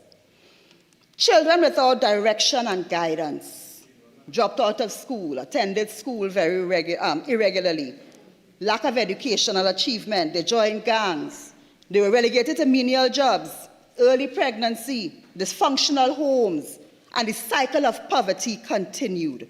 And that required government support. That required governmental intervention, social and educational interventions, to break the cycle of the lack of achievement and poverty. That was a crisis then.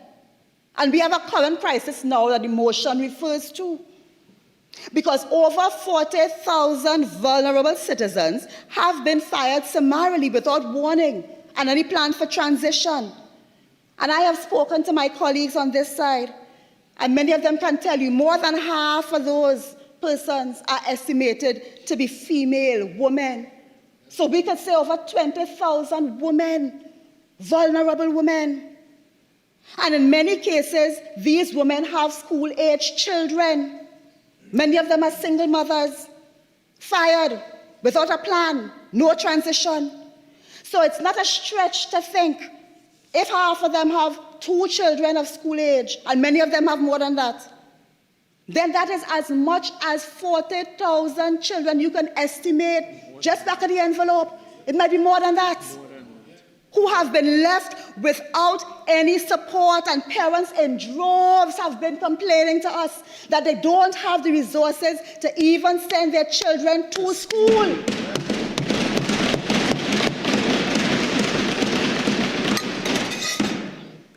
The Guardian on August the 15th reported school book sales slower this year. Newsday on August the 15th, the same day, said back to school sales slow in Tobago. The Guardian of 5th August, parents feel the pinch as back to school prices climb. RK close a branch. This week. In town. This week. Why was sales slower? Why are business closing down? Because an estimated 20,000 parents had no salary, no means to purchase books. They can't even afford to send their children to school. Mr. Speaker, what the UNC has done is create a crisis which puts what can be estimated as 40,000 children at direct risk of dropping out of school and being relegated to a life of poverty. And I dare them to deny it. AG, fix it. Without an education, children have no chance at social progress. Many of us on both sides of this house. And point Fortin, don't leave. I'm referring to you now because you stood and beat your chest. You stood and beat your chest. Labre. Don't leave. No. No, don't do that. If you're going to exit the chamber, do so. But don't stand and speak. Thank you, Mr. Speaker. I remember him relating his story of how education took him out of poverty. I can tell you the same thing. I'm sure the other members on this side can tell you the same thing. Education is the key. And that is why when the PNM formed this Mr. country Speaker, in 1960... 48-1. This is a motion that speaks to unemployment. All you had to do is raise it and this sit is not down. responding to any Don't wait education. preaching. 48-1. Okay, I don't think that applies. Continue. Thank you, Mr. Speaker.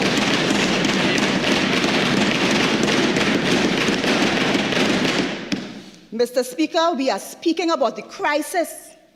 And in 1962, there was also a crisis because there were children who had no chance at education and therefore social progress. And the PNM came into office at that time at our independence. Common entrance, which was the name of an examination, was a way to ensure that all children got a chance regardless of where you started, regardless of your socio-economic status. And so all of us had a chance, including me, to make your way out of a poverty situation.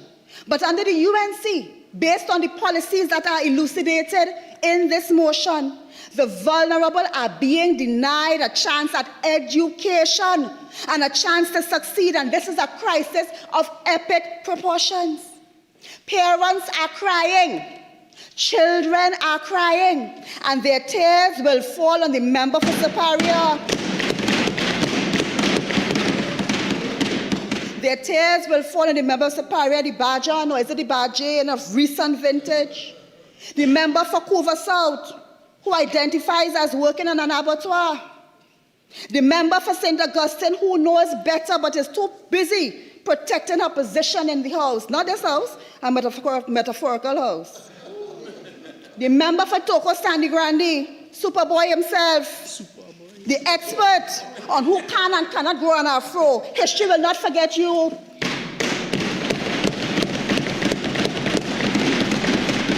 The member for Tunapuna, poster boy for why we need altar in this country. History will not be kind to you. Mr. Speaker, the member must be forced to withdraw that and apologize to the member for Tunapuna. You don't tell me to sit down. All right, okay. I can point at you if I want. Okay, I okay. can point at you if you want. 48-6, Mr. Speaker. No, participant, not. Don't shout across to anyone. No, no one is allowed to shout. No, no. Come on. Member for Kuva South, I'm on my legs. Mr. Speaker, the use of members in this House will not be tolerated. Mr. Speaker, the member for Portishead North has a passion for using obscene language. All right. Has anyone used obscene language? Take responsibility for it. Yes, you just did. Yes, you just said yes. Okay.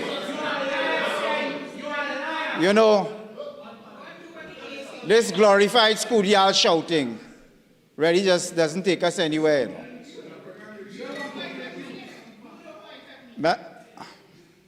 Member for St. Anne's East, I think you know you've infringed the rules there.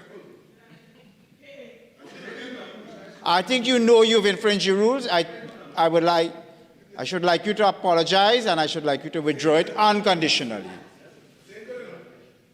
Mr. Speaker, I apologize to the member. Mr. Speaker, I still have not gotten a ruling on 48-6, the member for Portishead North, St. Anne's West. This is not the first time use obscene language across the floor.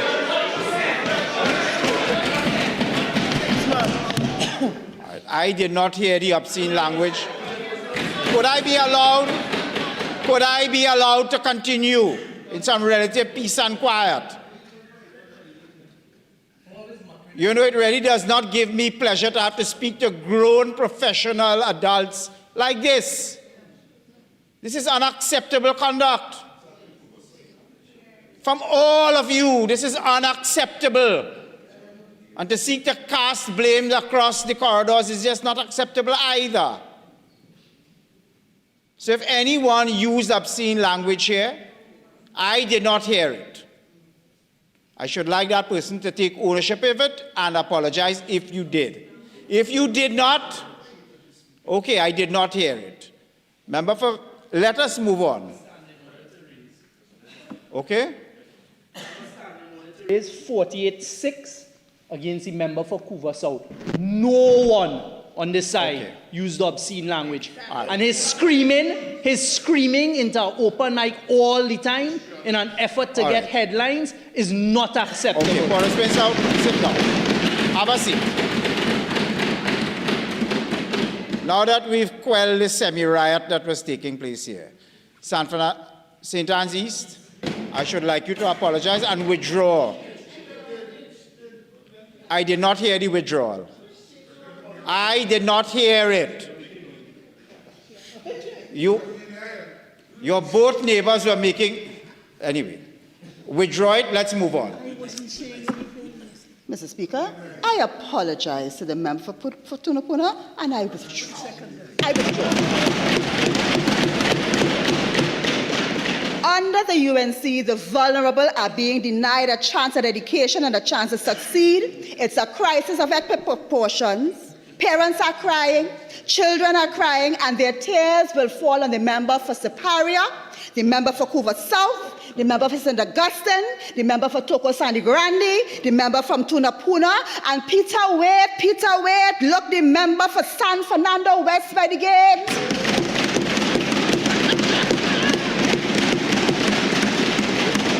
I wouldn't say Bonnie because that might be unparliamentary. The member for San Fernando West, you sit quietly by and say nothing.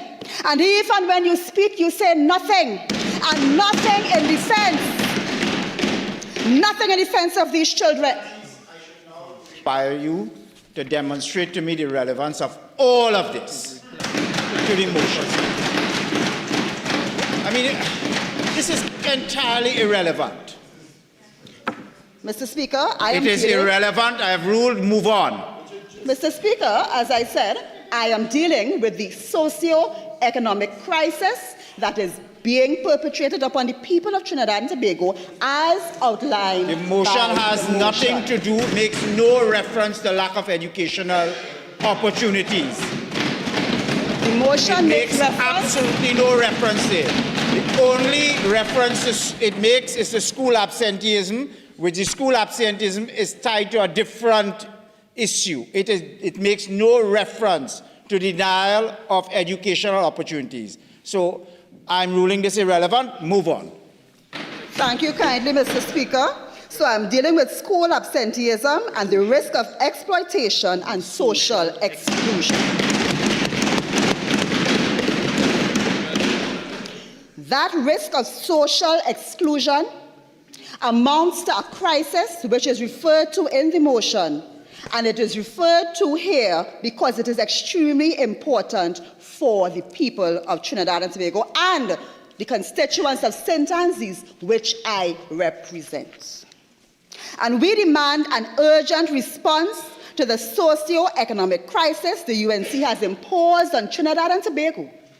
And we demand that the UNC government provide adequate and meaningful social relief measures, which include educational measures to the people of Trinidad and Tobago.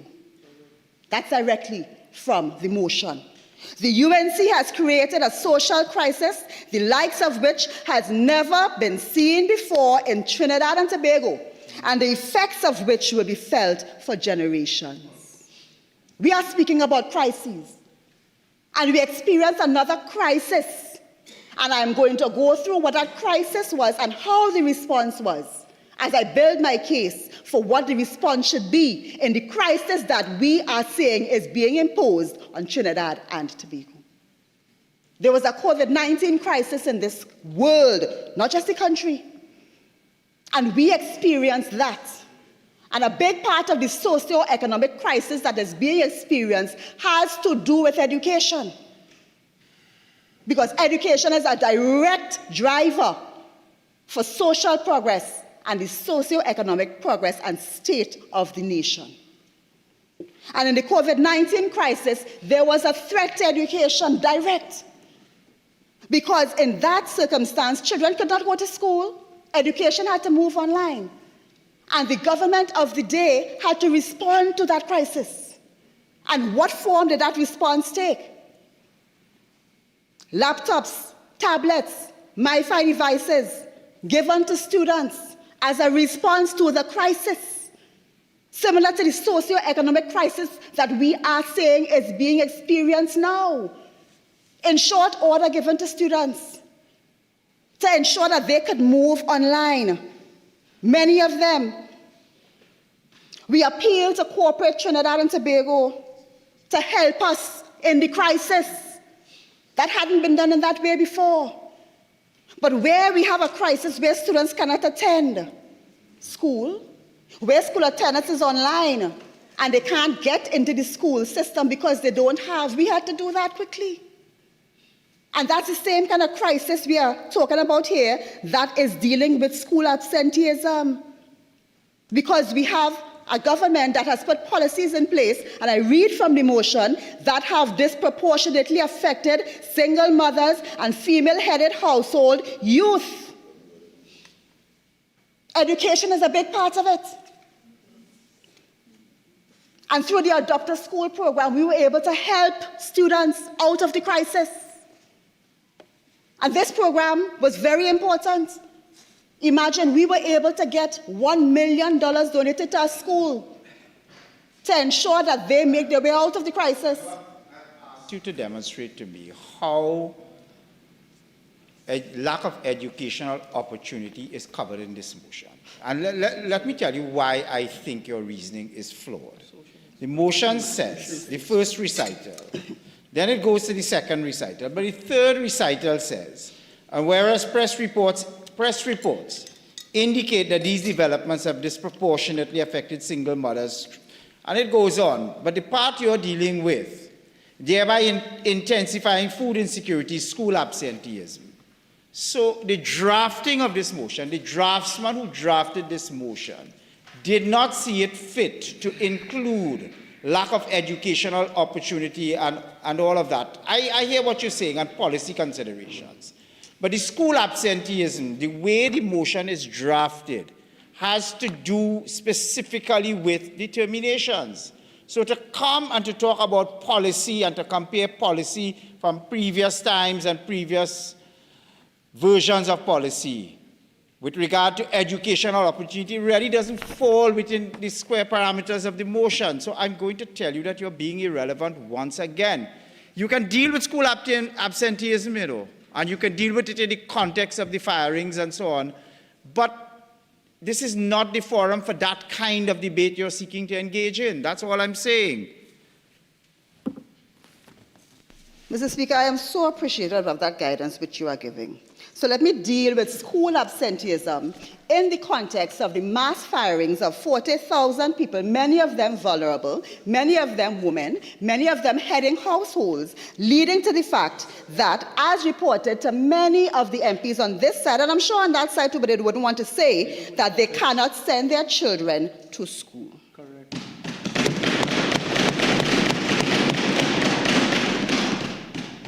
And I ask questions of the Minister of Education at this time. Does the Ministry of Education have the data to show how the UNC's policy decisions, mass firing of all of these vulnerable people, many of them women, does the Ministry of Education have data at this time to show how those policies affected school attendance? Does the Minister of Education have any data to show the dropout rates and how that has been affected since the firing of the most vulnerable was undertaken? Does the Minister of Education have the data, such as data from the school feeding program, to show how many more students have begun to rely on the meals that have been provided at schools for sustenance? Because remember, Mr. Speaker, the developments we are speaking about, the mass firings, they would have affected single-parent households, mothers, women. And this is the type of data we would want to hear from the Minister of Education. And while he may run post-haste to find data and information that may suggest that there is no effect at all, I want to remind him that we are P&M educated citizens in Trinidad and Tobago. We are not stupid, and we will not be easily fooled or misled by any attempts at damage control and misinformation. So walk carefully when you're coming with that data for us.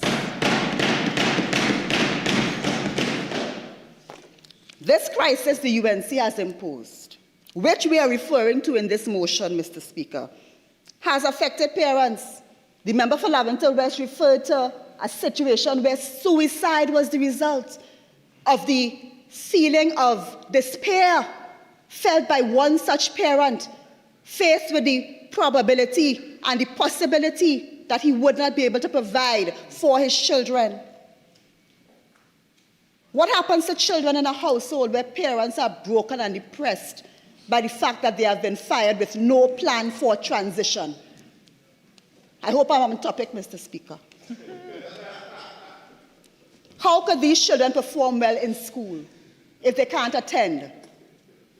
How could these children have a good chance of success if they are absent from school, as the motion purports? What is the long-term effect of what the UNC has done on generations of students? If they drop out of school, Mr. Speaker, what of their future? Education could never be irrelevant to this motion.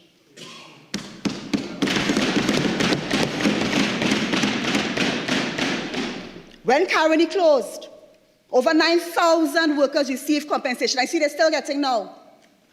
When Petrochin closed, over 5,000 workers received compensation in the billions, $2.7 billion. So people like to compare what has happened, but it's apples and oranges, because when these programs were closed down, These 40,000 workers and more were sent home without compensation. Nothing.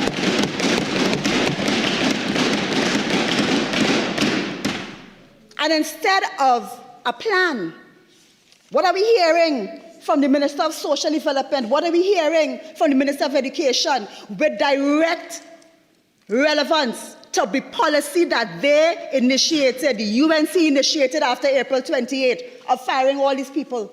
Has there been any talk of any program directed at that crisis? Mr. Speaker, it was irrelevant to speak about COVID and so on. Okay, I accept that. But the country knows what the response of a government should be to a crisis. If this was a natural disaster and 40,000 persons were affected, there would be grants, there would be back-to-school grants, there would be help for persons. In no country would 40,000 citizens be affected and the government does nothing to help them. But in a situation where an unnatural disaster, which is the UNC, was unleashed on this population after April of 2025, and they imposed the crisis, correct, nothing has been done.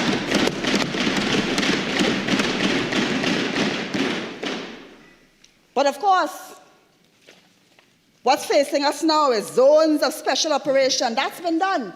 A lot being said about that to control crime. But I want to tell you, when people are desperate, they will take desperate measures. And so these zones of special operation,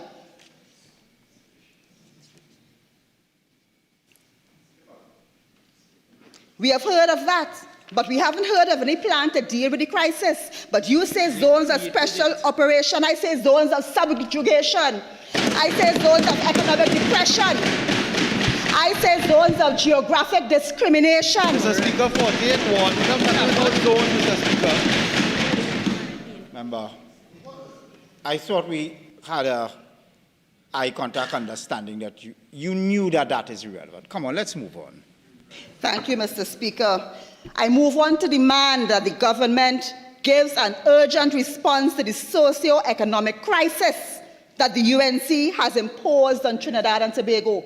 I move on to demand that the UNC government provide adequate and meaningful social relief measures to mitigate the crisis that has been created in Trinidad and Tobago. 8 months have passed. Our people are crying, and the UNC has done nothing to help the most vulnerable in Trinidad and Tobago. There have been no special programs. There has been nothing forthcoming for our people. The UNC has disenfranchised as much as 40,000 children, vulnerable children, by their recklessness, their thoughtlessness, their vindictiveness. That's up to a quarter of the school population, Mr. Speaker, so forgive me if I'm a little bit passionate about this, but how could I sit quiet and not be passionate when so many of our children are disadvantaged?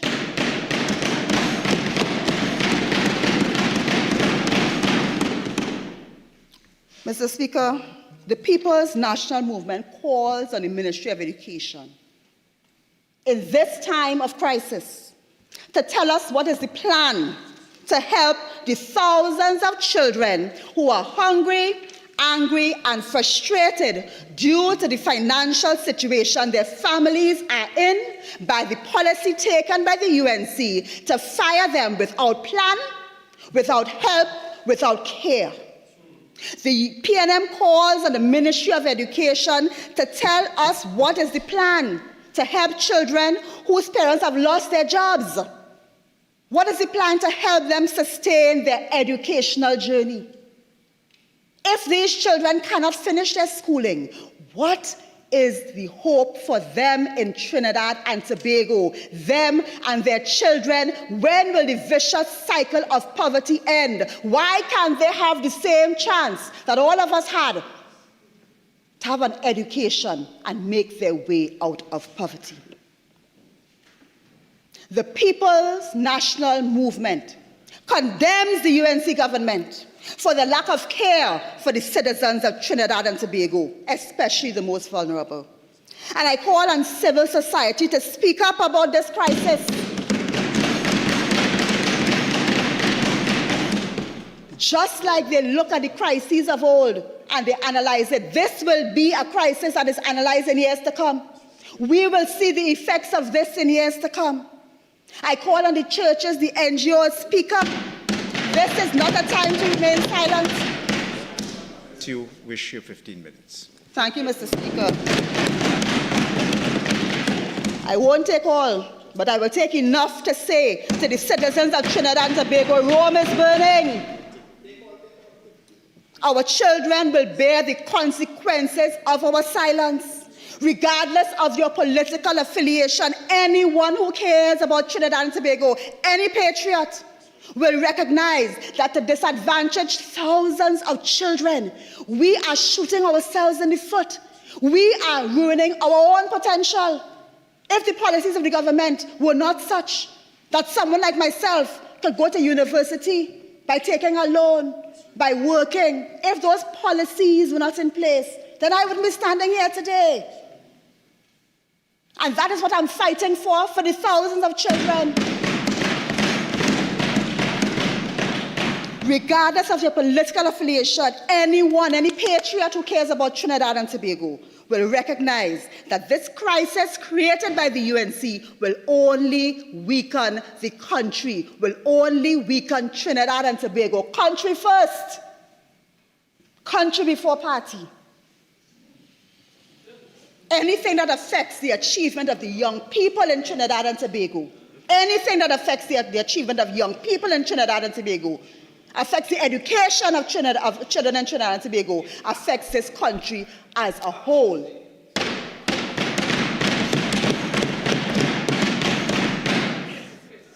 This is not a time to stay silent. We demand of the UNC. And Tobago is saying hypocrites. Member for Tobago is saying hypocrites. Not hypocrite. Not hypocrite. Just a patriot. A patriot who loves her country.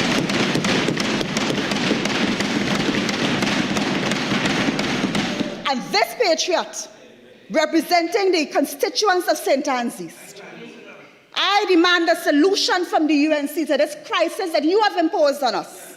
And I demand a solution to the crisis caused by your callous, vindictive, and wicked governance style.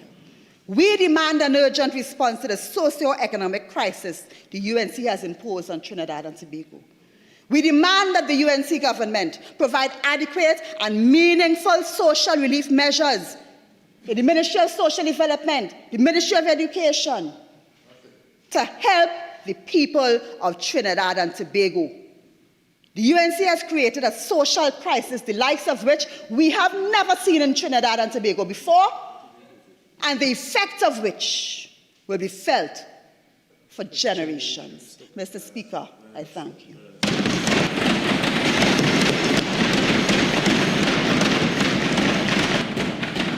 Member for Labray.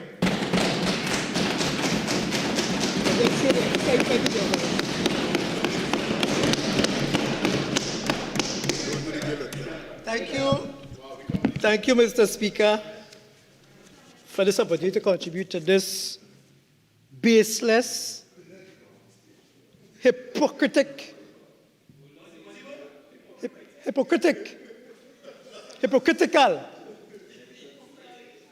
no value motion.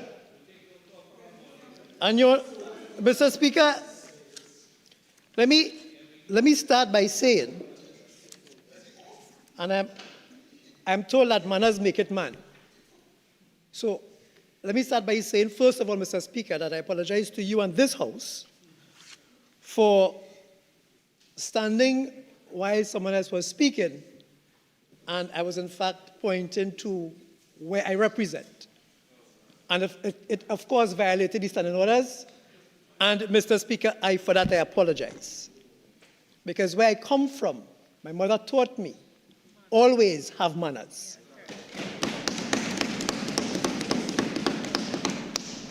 And as I say where I come from, Mr. Speaker, I heard the mover of this motion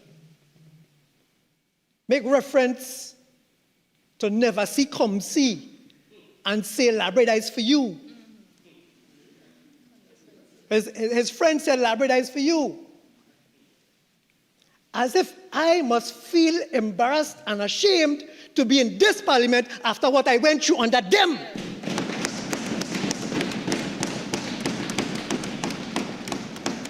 But, Mr. Speaker, I wear my battle scars with pride.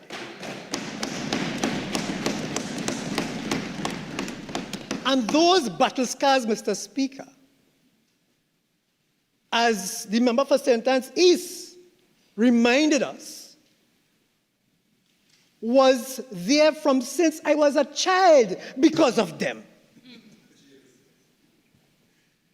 So I recall when I did say to this honorable House, Mr. Speaker, of the circumstances under which I grew up. And of course, it was made reference by St. Anne's East just now. And I had no electricity, no running water, but I still made it. So if you feel I am never see come see, here I am. Yeah.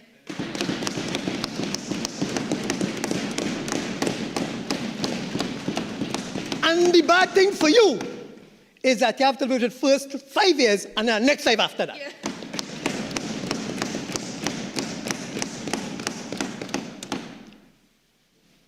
When the member for Laventille West was making his contribution, Mr. Speaker, he referred to one of his constituents, a 59-year-old lady who came to him and had 8 months' contribution short or to make up to get her full NS contribution.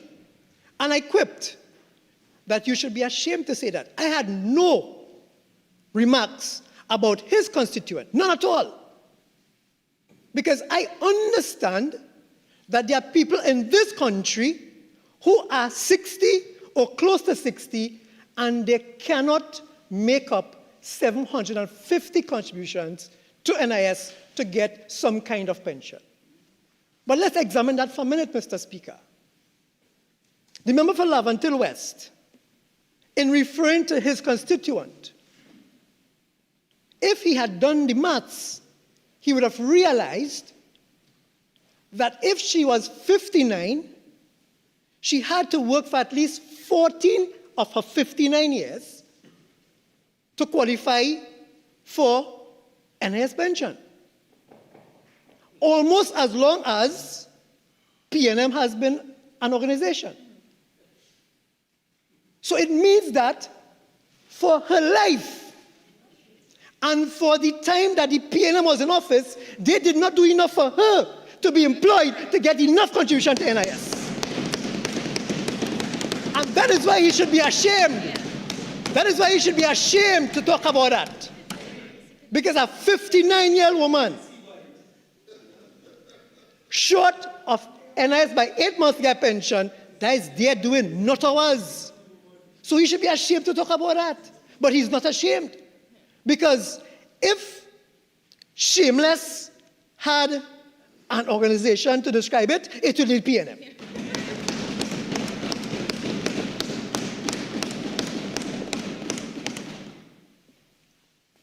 Mr. Speaker, I also heard Laventille West ask us to remember the name Richard Cooper. And I too want to join with him in extending our own condolences to the family of Mr. Cooper. Because a loss for any family is something that should not be politicized. But I also want to ask him, in as much as he was thinking about Mr. Cooper when he drafted this motion, did you think about David Francis? You may ask yourself, who is David Francis? But David Francis was a former Centurion worker who took his life because Centurion depended on ArcelorMittal and the boat companies closed down under your watch and he couldn't take it anymore and he killed himself. And I'm glad you say that's a private company because here's what.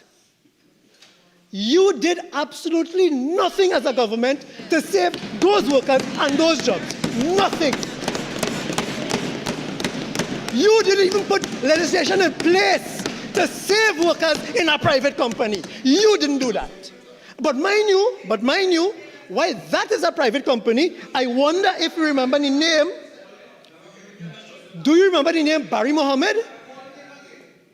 Do you remember the name Barry Mohammed? He was a former Petrotrin worker. Is that a private company? City Maloney? I'm talking about Mr. Mohammed from Petrotrin. Petrotrin was a state-owned entity. A state-owned entity, Petrotrin was. So they come here to ask us to remember Mr. Cooper, and we remember him.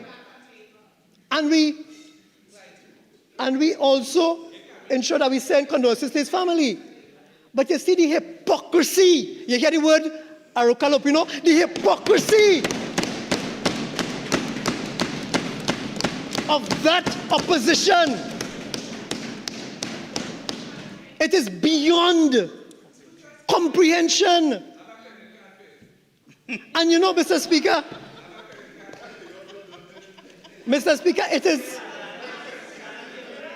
it is poetic. Joko Sangu Randy, I'm hearing you. Stop that.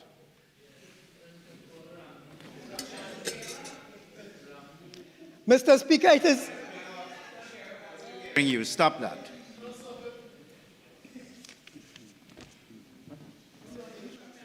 Mr. Speaker, it is poetic that I am in this house to debate this motion. Poetic. And let me tell you why it is poetic. I'm also hearing you.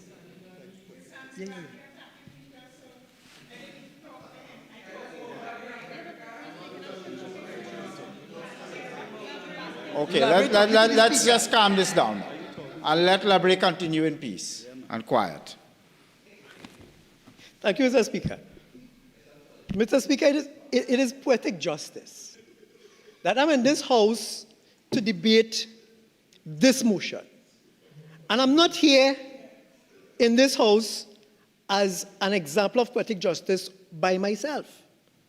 The member for Point 14 is also here in this house as an example of that poetic justice while this motion has been debated. And why is it poetic justice? You may ask yourself. Because you see, that former administration that used to lead this country shut down Petrotrin where Point 14 used to work. So he was a victim of their vile, wicked, evil, nasty, dirty ways.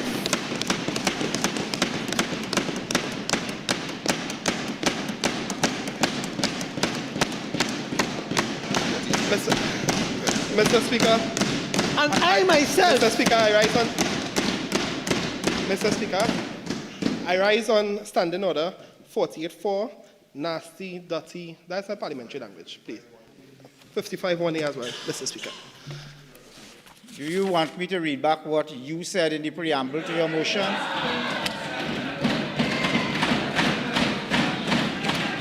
Overrule, continue.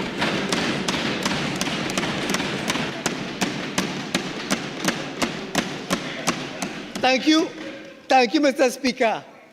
But as the leader of the House would have reminded us, it hot in them.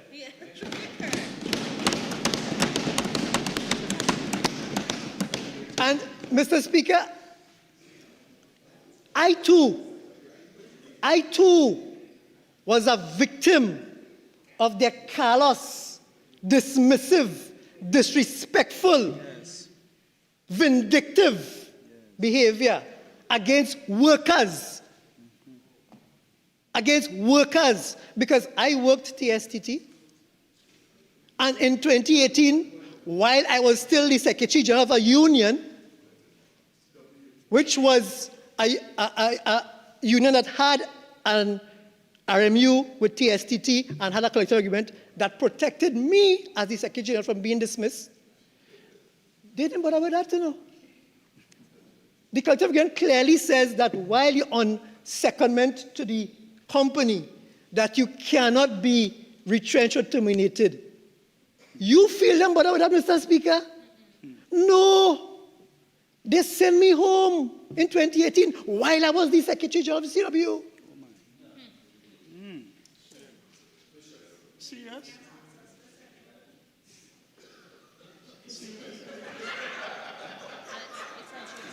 And you see that? That is just how, they thought about every worker in this country when they was in power. That is what they thought about. That's right. Again, poetic justice.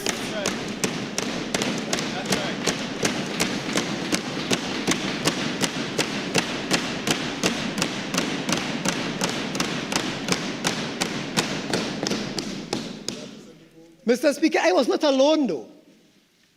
So while they talk about mass termination and mass dismissal and non-renewal of contracts and all of those hypocritical positions that they take here today, I was not alone.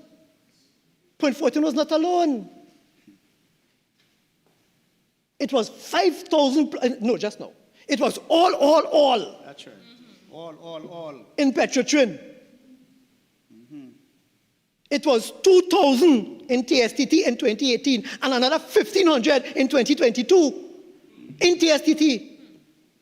And we still were not alone. I remember that the former Prime Minister of this country came on TV and said, well, there's a company called Government Human Resource Services Limited, but we closed down that today. That's how we announced it. That is how he announced the closure of Government Human Resource Services Limited, GHRSL. 120 workers in there, going home, callous, dismissive.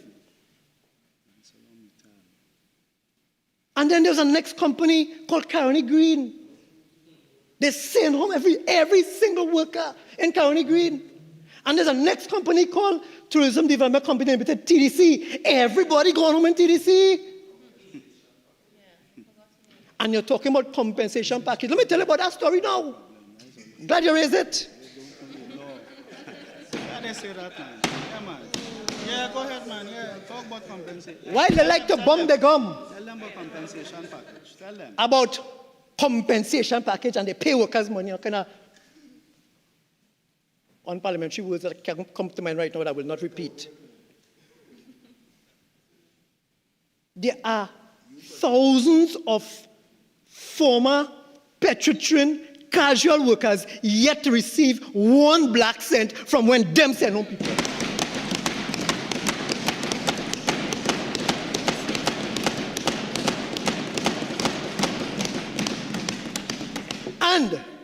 And for them to pay TDC and GHRSL, I could talk about these two because I was there personally.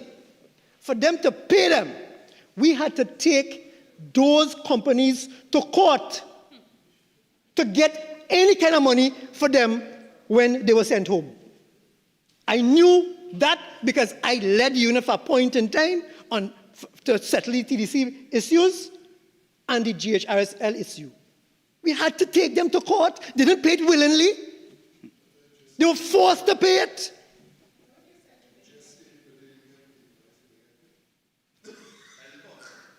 If you listen attentively, you will hear. I must listen. You understand?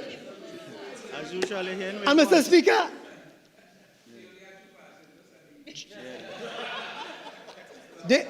they made some snide remarks about ArcelorMittal and Centrin were private companies. The ArcelorMittal story will still be told by the Steelworkers Union of Trinidad and Tobago. That story still has to be told. That story is not for me to tell in this parliament here today. But they did absolutely nothing to help any one of those ArcelorMittal workers. And up to today, they can't even access the pension plan that they contributed to because they sat on their hands and said, well, it's private. It's private. While some of the persons who were sitting on that side then were benefiting from that same private company. But that's not my story to tell. That is not my story to tell.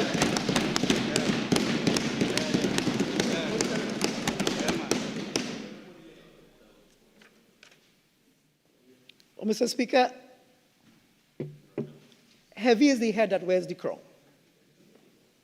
And this afternoon, I want to take a moment to pay special commendation to our Prime Minister, the Honorable Kamala Prasad.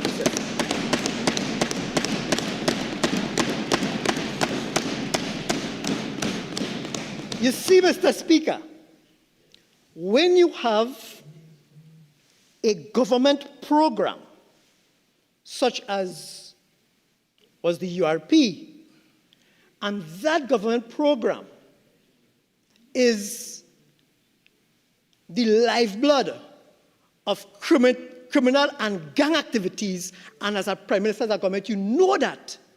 You have to take decisions in the best interest of every citizen of this country.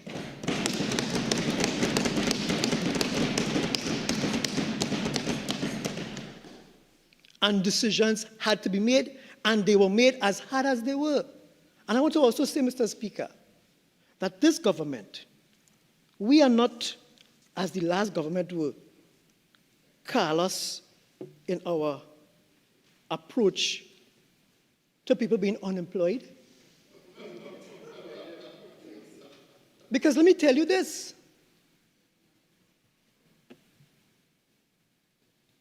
For those who don't know,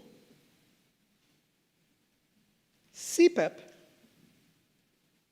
as early as 2015, and even a little after that, was paying a worker, a laborer, $90 a day. $90 a day.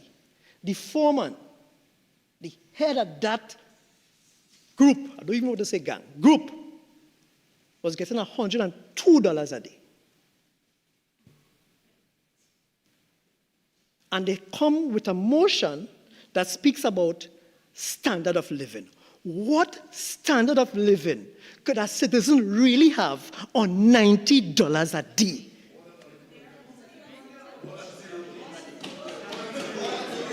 Good. And you're correct, more than zero. And you know what we have done, Mr. Speaker? I commented that part just now. You know what we have done, Mr. Speaker? We would have implemented the Open Spaces program through the Ministry of Works and Local Government. And you know what a laborer is getting now, Mr. Speaker, in that program? $225 a day.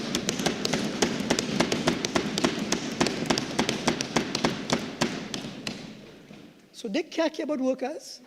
And as I speak about CPEP, they come with a motion before this parliament here to mama guy workers. This motion is a mama guy motion. That's what this motion is.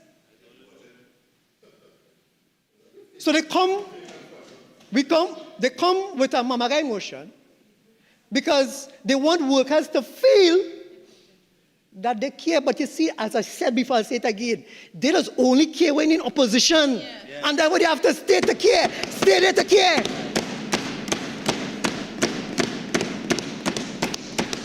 And all the care that they care for workers. I remember they went, San Fernando East, we're going to take government to court for CPEP workers firing.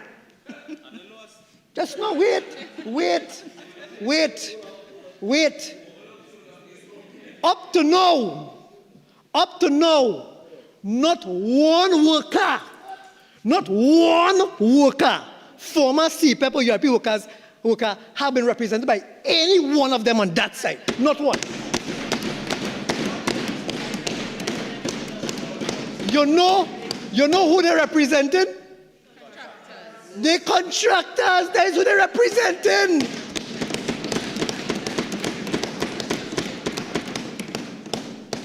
They're representing the contractors.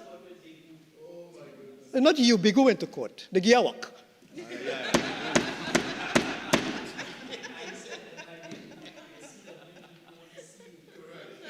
You don't know me? So, Mr. Speaker, if they care about workers, why did they not represent workers? No, they represent contractors. And mind you, they did not represent contractors successfully, no. They represent contractors and lost at every single turn. So Lavantil West bright. So he say, and he was in the team, but they lost.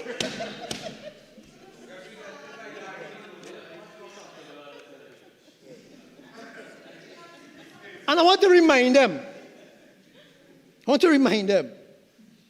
Do you remember when you all sent home all the letter wardens?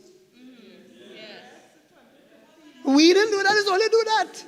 Did you all care about the standard of living and the socio-economic conditions then? Yeah, now they care about it. They didn't care about that. They never cared about that. And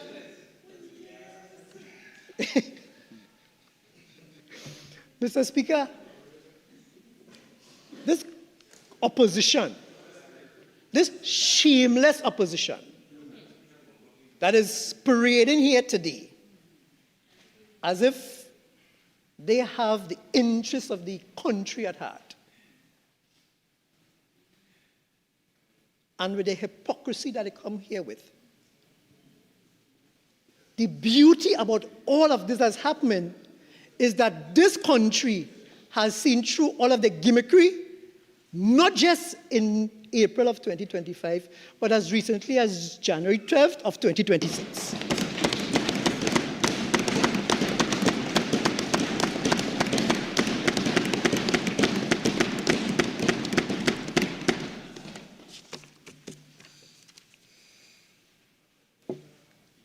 You see, the nation remembers. Nation remembers what they would have done. And the nation has not yet forgiven them. It's going to take a lot to forgive them. Because you see, Mr. Speaker, when you speak to the citizens, as they have just done, and laugh about what we go through, we'll not forgive them. When you say I raise gas price once, I raise it twice, I raise it 3 times, and they are right yet, and they laugh, they have not forgotten nor forgiven you. When you tell people that you cannot eat macaroni pie on a Sunday, right? You have to cut back on your Sunday lunch. They have not forgiven you. What standard of living was that? Were you perpetuating? Were you perpetuating when you were treating the citizens in this manner? And then when you tell citizens, you still have a cold pot and you go roast your breadfruit. And you came out and last eat breadfruit. Far less roast breadfruit. What standard of living were you perpetuating then? So when you're in government, you very well know how to tighten your belt. That was the term that they used, right? Yeah. 10 years. Right? You know to tighten your belt. But now that you're in opposition, oh Lord, look how they're wicked over there on that side. Look what they're doing. And why is that? That is so because of the things that they did for the last 10 years that has us in the deepest kind of hole. But you see, the hope is here. The UNC is here, and we will fix it.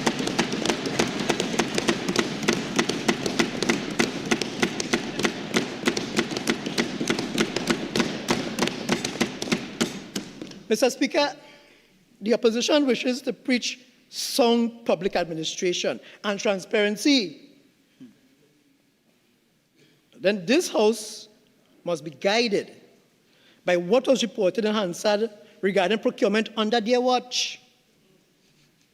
See, during the proceedings in this Parliament on the 13th of October 2025, it was stated in the Procurement Regulators Report, 2023-2024 report that is, that $5 billion in contracts were awarded by ministries in one financial year without tendering, without key performance indicators, without monitoring value for money, and in some cases, without verification of contracts.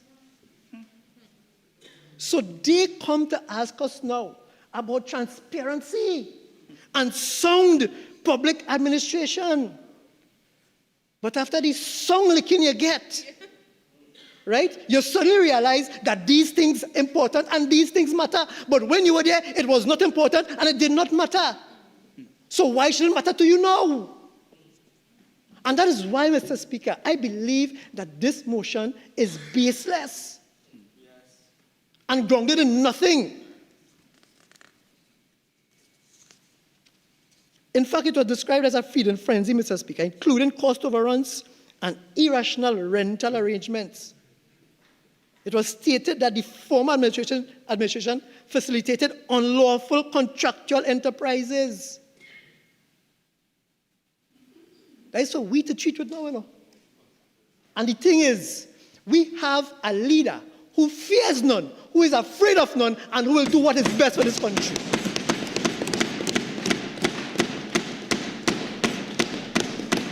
So we said that we are going to fix it. That is the government's position then. It is still the government's position now. The system is being fixed. And I am sure that our citizens understand what you left us in. As my friend said, what we inherited was not inheritance. But we will ensure that we leave this country, this economy, this place, a better place for our children and for our children's children. We will ensure that.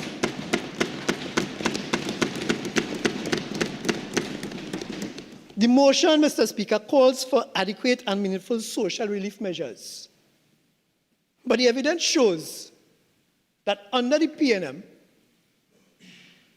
the social safety net and human development programs were reduced, opportunities narrowed, and the most vulnerable who they claim to represent and care about today was squeezed.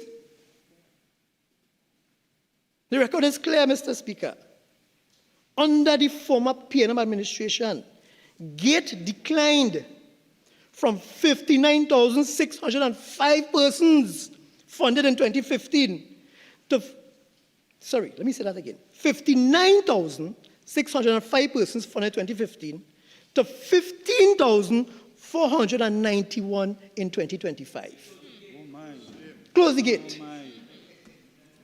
Hype. Want your 15 minutes. Yes. May I be? Yes. Yes, thank you.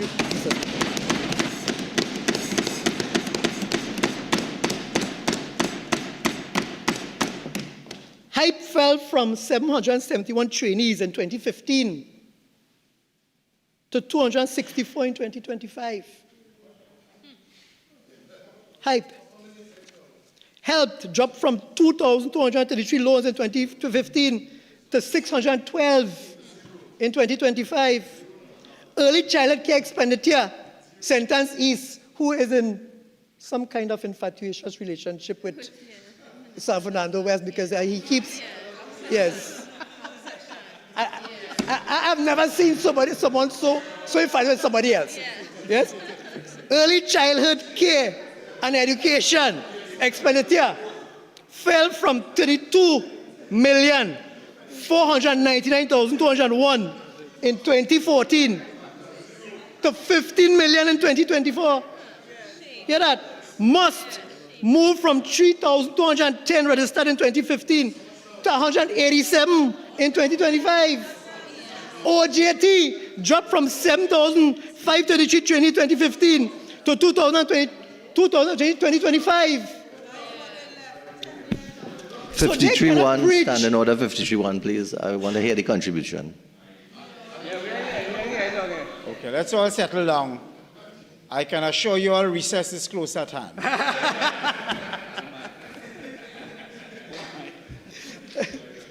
So, Mr. Speaker, they cannot now come and preach relief after a decade of construction exclusion.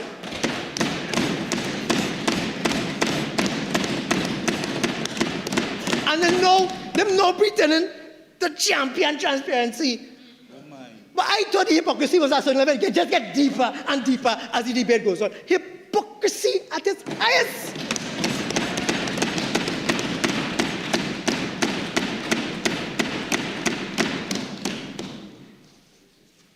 And the same people who are not preaching accountability are the same people whose stewardship left the Auditor General unable to certify the country's financial accounts. But they want to preach accountability. And as I reminded this House during the debate, we were forced to confront failures in record keeping and oversight, missing documentation, unanswered questions, financial concealment that no responsible government should ever allow. That was them. So this sudden interest in governance, it cannot be taken seriously. It is not credible. They're not serious. Again, mama guy motion. That's what this is. They reduced support. They presided over financial disparities. And now they demand that this government repair the damage while pretending they never caused it. Imagine that. Them asking we to repair the damage. And they're pretending like if we didn't do it. So what happened in the last 10 years? Who was there? Who was there? Mr. Speaker, I want to say that this motion, apart from being poorly drafted, as bright as people might be, apart from being baseless, hypocritical, void of any merit, this motion cannot be taken seriously. But before I take my seat, Mr. Speaker, I want to just remind the country that during the 2025 budget presentation, the Honourable Member for Faizabad and Minister of Finance did indicate that $475 million was being set aside in an employment fund, and that is to create 20,000 sustainable jobs for the people of Chantilly. I want to remind the country of the revitalization blueprint that has now created hope and a sense of euphoria within the country that people are looking forward to. I want to remind this country that this government, when the last one didn't do nothing, St. Anne's, listen to this, when the last government didn't do nothing to put aside funds to help parents send their children back to school, that this government allocated funds for 20,000 vulnerable families.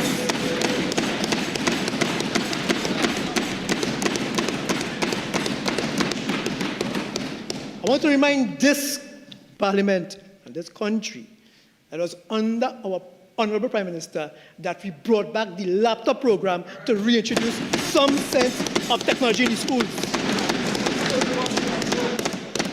I want to also remind those on the other side of this, and this House, that the Prime Minister articulated a legislative agenda, which agenda seeks not only to bring relief in the usual areas, but even in labor law. Labor law changes are coming, and the Retrenchment and Salary Benefit Act is going to see changes that workers will not suffer the same thing like ArcelorMittal again.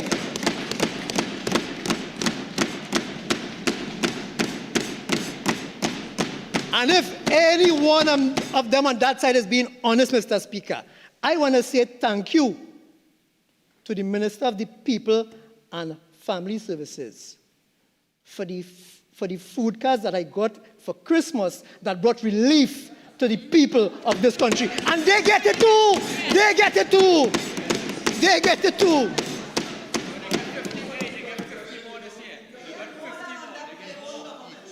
More than their own government gave them. So, Mr. Speaker, we have demonstrated that we are caring government, that we care about the people, that we care about workers. If we did not care about workers, PSA could not have gotten 10%. If we did not care about workers, the workers of Tiantec could not have their Kola matter settled under the esteemed Minister of Public Utilities. And of course, the ever, I'm looking for the best word to describe it. To describe the member for Kumuto Martindala. Because you see, Mr. Speaker, as a unit, we work cohesively and we work to support this government. And this government cares and will do everything that we could do for the benefit of the people of Trinidad and Tobago. Mr. Speaker, I thank you.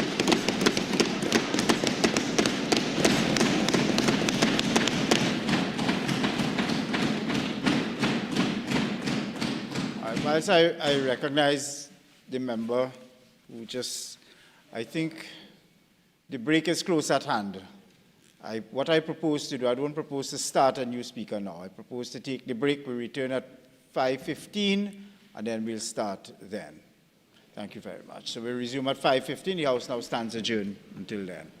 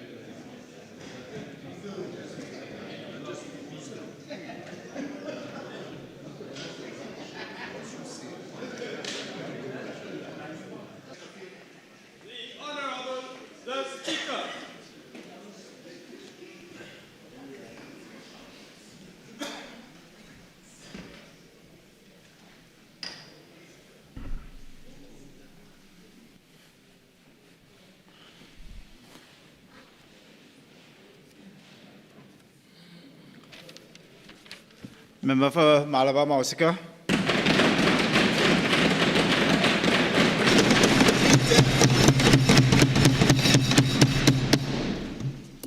Thank you, Mr. Speaker, for the opportunity to join this debate at this hour. And I want to commend my colleague from the constituency of Laventille West for bringing this most timely motion that, from my own personal experience, is very relevant, contrary to what has been said by members opposite. But permit me, Mr. Speaker, to start my contribution by responding to some of the points raised by some members opposite.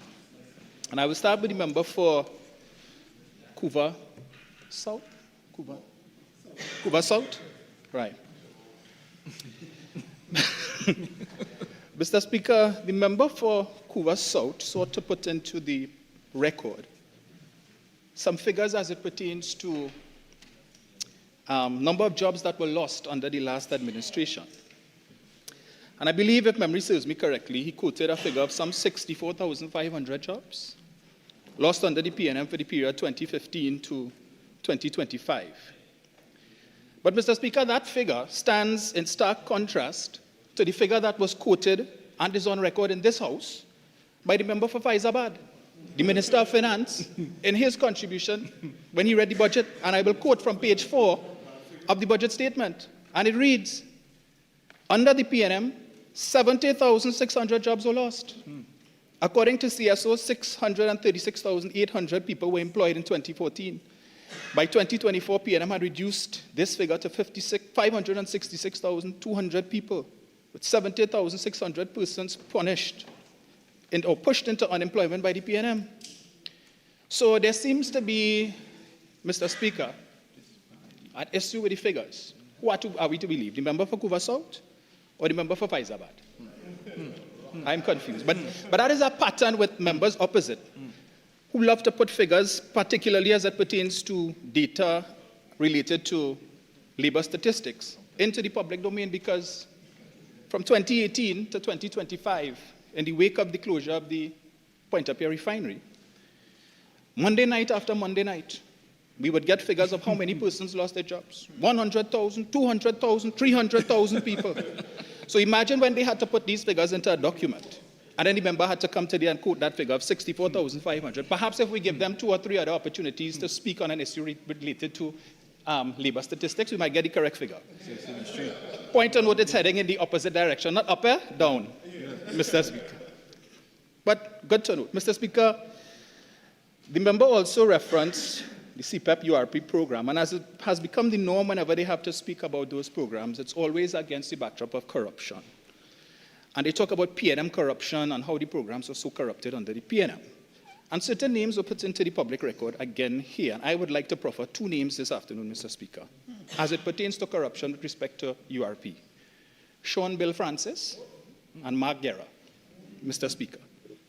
And those are two names that should be familiar to members opposite.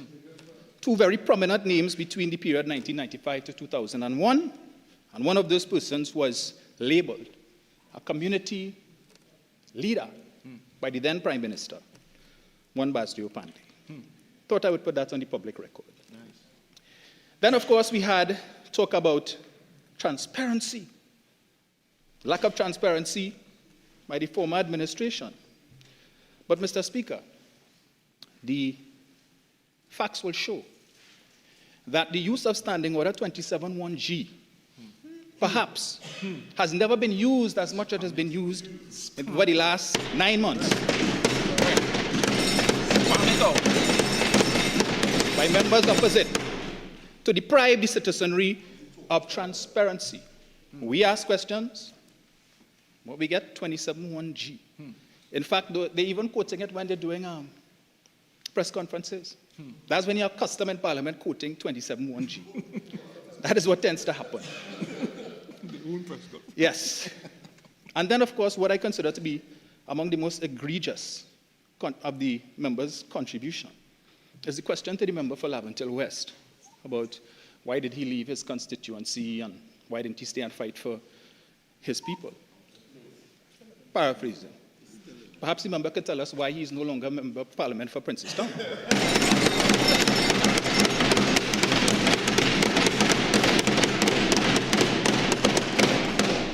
After serving 2 terms, left that constituency. And I recall looking at CNC3 where they have their What the People Say segment. And the question was, but how do you feel? How did you feel about the member moving to a different constituency? And they were questioning persons from Princestown. The general consensus was good riddance.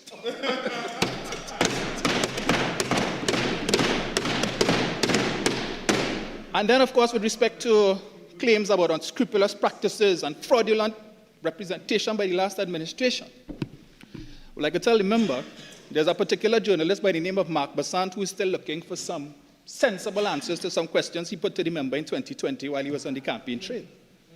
In particular, questions related to 2 checks totaling Mr. Deputy, Mr. Speaker, 48. Mr. Deputy Speaker, 48-1. Mr. Speaker, Standing Order 48-1 and 48-6, please. Yes, Malabar. That's not permissible. Move on. Duly noted. Duly noted. Honorable Speaker.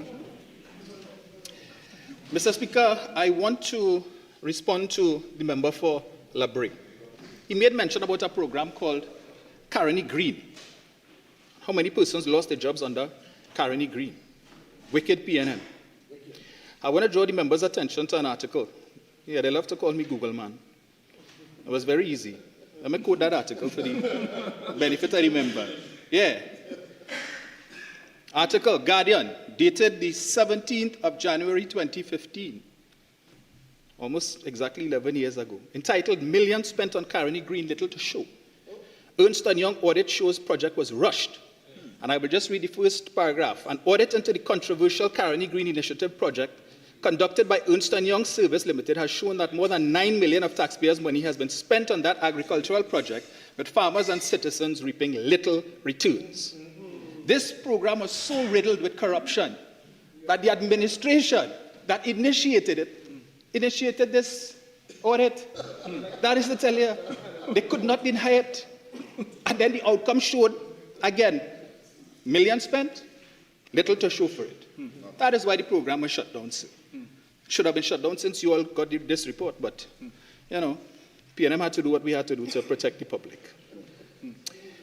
There's a few more things I want to respond to, but I will do so in regard to the motion before us. Mr. Speaker, permit me to read. Whereas it is the responsibility of the government to safeguard the well-being of citizens and to promote conditions that enable a decent standard of living. And one of those conditions, Mr. Speaker, that enables one to promote a decent standard of living is to ensure that as a government, when you hire people, you put the infrastructure in place to ensure that they get paid for the work that they do. And the member for Lebre, bravely and with great aplomb, made reference to the POPS program, PUPS, program for the upkeep of public spaces, which was launched by this administration sometime around the mid-December. I recall, I received a phone call on the morning, I believe, of the 12th or so of December, asking me to provide 2 names to serve as laborers, which I did. Mr. Speaker, I can tell you, yesterday I was driving home. On my way home, my phone kept pinging. WhatsApp messages coming in. But I didn't listen to it at the time, you see, because I don't want to get a fine for holding my phone while the vehicle is in motion. So I waited until I got home and I listened to the voice note. Mr. Speaker, you know we say in local parlance, level cuss. Mr. Speaker, these voice notes were from a group chat, a WhatsApp group chat, comprising persons who are employed under this POPS program, which we heard from a senator who is a minister in the Ministry of Housing, that this program was supposed to mash up the PNM. The 30, 40, 50, 60, 70,000 people that the PNM say get fired, this program is going to ensure that they get gainful employment. Mr. Speaker, I don't know if it is that the member for Lebre is unaware, but to date, 3 fortnights later, not 1 yellow cent has been paid to the workers.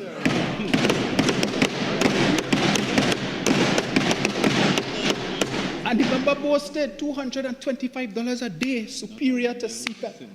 And to date, none of these 220 laborers have received a single paycheck, Mr. Speaker. And persons have been calling me and asking me to make representation on their behalf with respect to this. Because this program comprises mainly the 220 persons, is former CPAP workers, URP workers, forestry workers, who, when they heard about this program, thought, hey, a lifeline. Albeit it was a pilot project, 13 weeks. But at least getting paid $225 a day for 13 weeks is better than nothing at all. And what is even worse, Mr. Speaker, is that these poor souls were told that they had to bring their own tools. Yes. They had to bring their own uniforms. The only thing that was provided to them was transportation from the central hub to the places where they would be going each day to do the work, and they dropped them back. But they had to find money for lunch, find money if it is you don't have your own vehicle to travel to the central hub. People had to borrow money that they did not have. And to date, they were told the last date they were told they would have gotten paid was yesterday. Then prior to that, they were told the 15th. Up to now, no pay. Mr. Speaker, every single one of us in this House, since that program was launched mid-December, have gotten paid. Twice. Members opposite, 4 times. 2 salaries. But these persons who are the lowest end of the economic ladder cannot get their money. And unfortunately for many of them, Mr. Speaker, when they do get paid, a significant portion of what they will receive will be going to money lenders in interest every week. So they are prepared, based on those voice notes that I listened to, they're prepared to down tools, Mr. Speaker, because they're just at their wits' end. So when the member for Lebre wants to come and boast, this is such a great program, pay the people. Pay them because they have families to feed. They have bills to pay. And they are not fortunate like some people to have money meeting money every month. Have a heart. And whereas recent reports of mass terminations and non-renewal of contracts across public bodies, state agencies, and local government entities have resulted in perceived marked increase in unemployment in several vulnerable and at-risk communities. Further, and whereas Press reports indicate that these developments have disproportionately affected single mothers, female-headed households, youth, the elderly, and persons with disabilities, thereby intensifying food insecurity, school absenteeism, mental health strain, and the risk of exploitation and social exclusion. Mr. Speaker, I have in my hand here my listing from my constituency office day yesterday. There are 18 names on this list. And I try not to see more than 20 people because sometimes people come and their situation is so dire that they just want somebody to talk to. Yes, they've come for help, but they appreciate that they have their MP, that they could talk for half an hour, 45 minutes, and while sometimes my staff might be motioning to me, we have people outside, I'm making the time, right? So let's work with 20.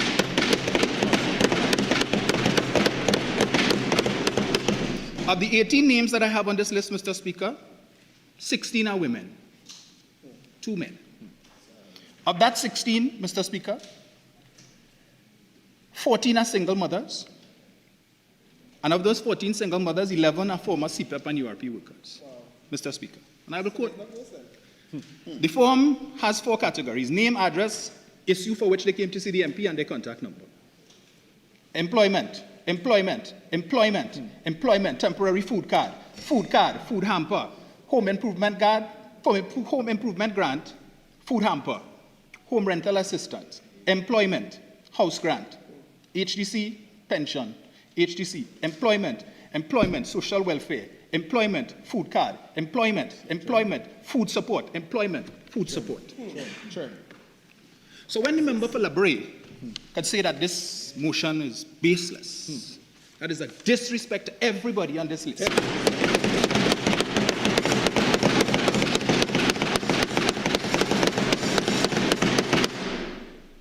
And this list, Mr. Speaker, mirrors what I see every week. Every single week for the last 7 months since these programs were shut down. Mr. Speaker, in the budget, again, there was a particular measure that was mentioned, and I need to make mention of that. Let me read it. Period poverty intervention. Period poverty continues to undermine the health and educational opportunities of many women and girls in Trinidad and Tobago. Women and girls impacted by period poverty struggle to afford menstrual hygiene products. To this end, I propose the following strategic interventions to address this socio-economic issue. The Ministry of Finance and the Ministry of the People and Social Development and Family Services will collaborate to establish a Women's Wealth Fund. And the government will provide an initial seed capital of $5 million. We will also partner with other stakeholders to ensure the sustainability of this initiative. This fund will be used to launch a pilot program to provide distribution of free menstrual kits in educational institutions and provide education and sensitization on menstrual health for various groups, including men and boys, to foster inclusivity and dismantle stigma. A tax incentive will be provided to encourage individuals and corporations to contribute to this fund. The initiative will begin in January of 2026. When UNC wins, women and girls win. What is the status of that program? How does one apply? Mr. Speaker, I had a former CPEP worker come to see me last week. Not last week, but the last couple of months. And she told me of one of her former colleagues, 19 years old, who also wanted to come and see me, but she was embarrassed to do so. Because she's a young mother of 3. Her eldest is 5 years old, so we know what that situation is. She lost her job as a CPEP worker. And like so many thousands of others have found it difficult to find employment since. And she sought to make representation for her colleague. And she told me something, Mr. Speaker, that broke me. That this young lady, 19 years old, who prior to April 28th, albeit the money wasn't great, but at least she was able to provide certain things for herself and her children, now found herself in a situation where she had to resort to using strips of cloth as sanitary napkins, Mr. Speaker. She didn't have that problem prior to April 28th. And that is what persons are facing outside here, Mr. Speaker. And I will tell you, it took a lot out of me, Mr. Speaker, to not shed tears for them. And in a sense, I'm happy that the young lady didn't come to see me. But I was able to talk to some persons. I run a podcast, I made mention of it, and persons would have called me indicating that they want to assist this young lady. and her family, Mr. Speaker. But that's the reality outside there. Brought about why? Because of the things that members opposite say, baseless.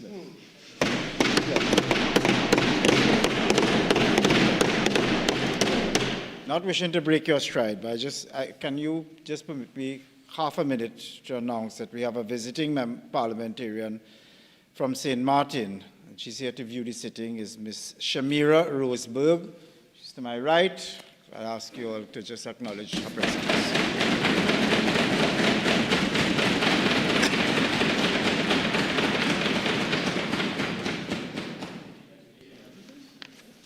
Mr. Speaker, I also took the liberty of working with one of the resumes that I received yesterday from one of the single mothers who came to see me.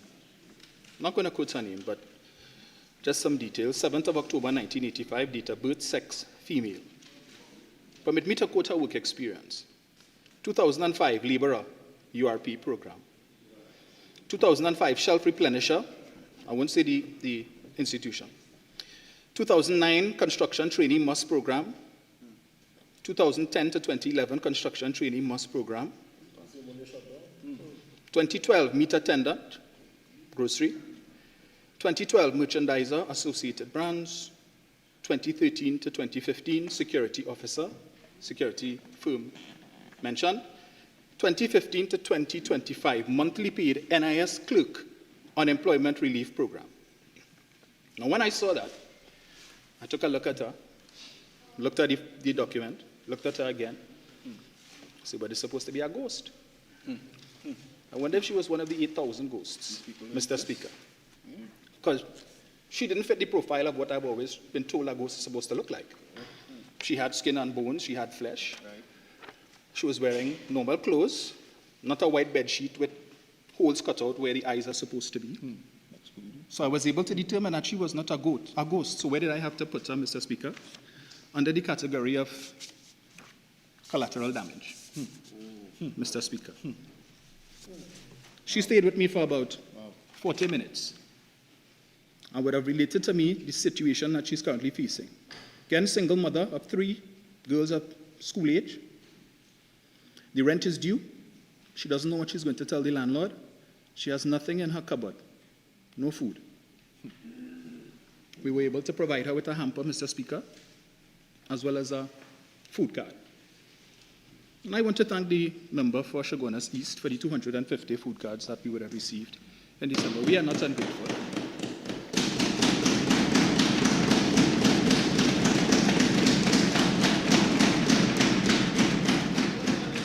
$50 more than what would normally have been given, and I suppose that was in recognition of the fact that you all would have brought more hardship on these persons than. Yeah.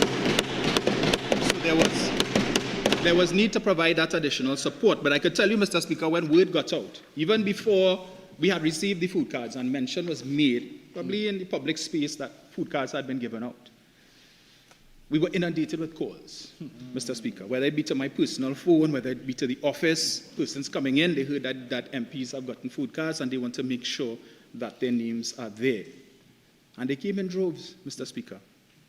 Came in droves. They're still coming. The ghosts, huh? Yeah, the ghosts.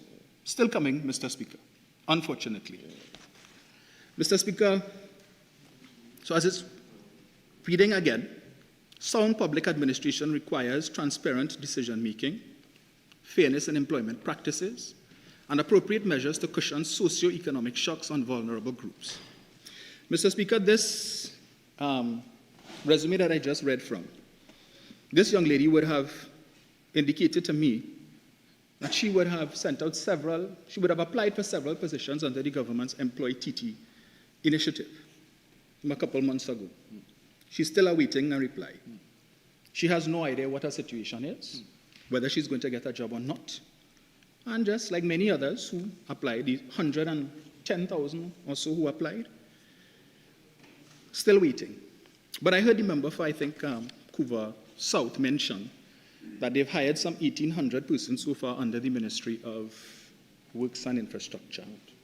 And that 1,800 figure has been in the public space for quite some time, not moving at all. Not growing. And so when one goes on social media, Oftentimes you will see comments of persons asking, anybody know anybody who got a job under this program? Anybody got a call back yet? People continue to wait. But there is no mention from the government as to what is happening, no status update, nothing. But we care. Half of me belongs to you. The other half I give to you. There have been prime ministers before me, prime ministers after me, but there will be none who loves you as much as I love you.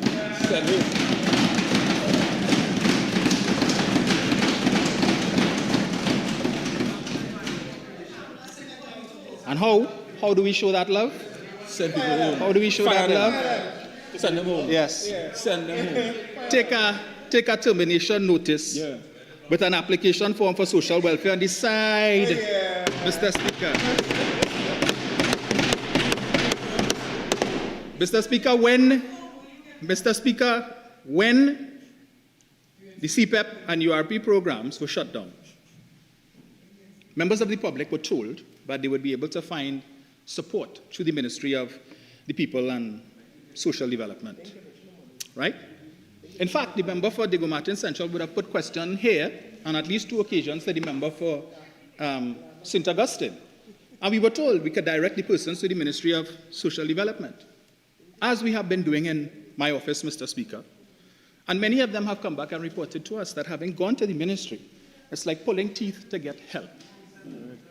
Aside from the bureaucracy, aside from all of the requirements, aside from being told that they don't qualify because of the household income, some of these persons, Mr. Speaker, are young people who are still living at home with their parents, but their parents' money is not their money. These persons are working CPEP. Again, they were paying their bills, but you took away their jobs, and now you expect them to rely on mommy and daddy after they experience that level of independence for so long. And because, again, so you look at mommy and daddy's income and you tell this person whose job you took away, well, you don't qualify. The 19-year-old that I mentioned, she had to move back home, Mr. Speaker, when it became too much. And she doesn't qualify because she moved back home. What is she to do? One of the names on this list that I have here, that I read just now, the daughter came to see me because the mother is currently in the hospital, having had her right big toe amputated. She showed me a picture, Mr. Speaker. It was difficult to look at. $1,300 a month is what this lady has been living off of. And she's been trying to get a food card to supplement that $1,300, Mr. Speaker. No end of struggle, so to do. She was supposed to have gone back to social welfare last Wednesday, but because of this issue with her foot and having had to go to the hospital to have her toe amputated, 54 years old, she was not able so to do, Mr. Speaker. And her daughter, who she stays with, struggling to pay rent in a 1-bedroom. But she came to me before and I saw the condition of the house they live in, a particular area. The mother's house is in really terrible condition, Mr. Speaker. I mean, dilapidated is an understatement. Right? When I sent my field officer to take a look and he told me about rats the size of Manico running all over the place, and they suspect that might have contributed to the lady's ailment. And we were able to write to Habitat for Humanity. They came, they looked, they said they would be willing to build a foundation and a toilet, but that's about as much as they could do. And so we are trying to see if it is we can get the house repair grant to see if that could assist, Mr. Speaker. But, you know, as with so many others that we've applied for with little to no success, I don't really hold out much hope for that. But we will try to see how best we can assist these persons. But yet still members opposite say that this motion is baseless, without merit. No ghost, Mr. Speaker. Increased unemployment and reduced community engagement correlate with heightened risks to public safety and social stability and may adversely affect local commerce, micro-enterprise sustainability, and prospects for inclusive growth. And this is baseless. But, Mr. Speaker, it's interesting that when members opposite were on this side, they were experts on the nexus between poverty and crime. They used to say PNM constituencies have the most amount of crime and the worst infrastructure and the most amount of employment. All of this contributed to the crime situation in these constituencies. But today, they dismiss that. We're spending money on everything else. We're seeing ministers traveling to the UAE and China and all of these other places. And I would say to the member, that is my business. I'm a citizen of Trinidad.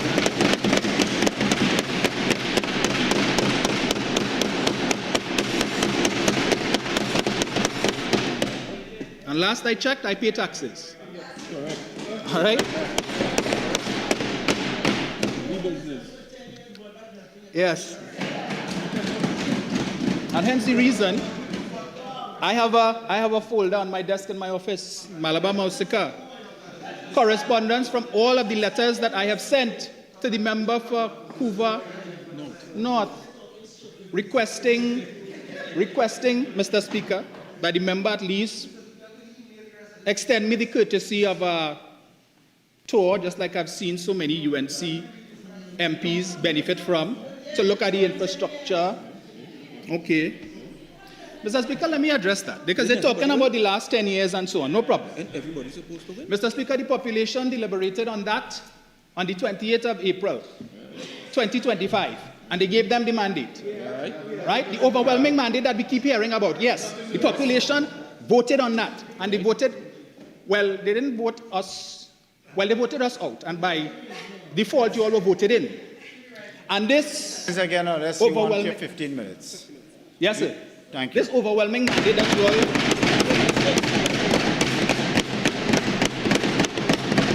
This overwhelming mandate that you all keep talking about. Okay, that's true. Yeah.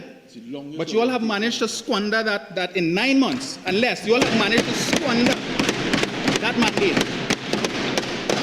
Squander that mandate. Like the village piper after winning a $1 48-1, standing order 48-1. Given the exchanges on both sides, I'm going to just permit it.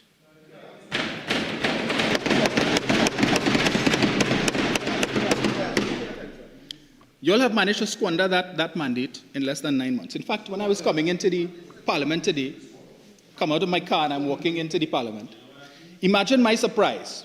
I used to be a radio talk show host at one time, Mr. Speaker, not so long ago. And there were two individuals, two UNC supporters, two activists who used to call me all the time and jam me on the radio, Mr. Speaker. They deserve a medal for their defense of the UNC. So imagine my surprise when I reached here today and these two gentlemen across the road run across to meet me, to tell me, hey, we need all here. You see what this government doing to the people? It's too much.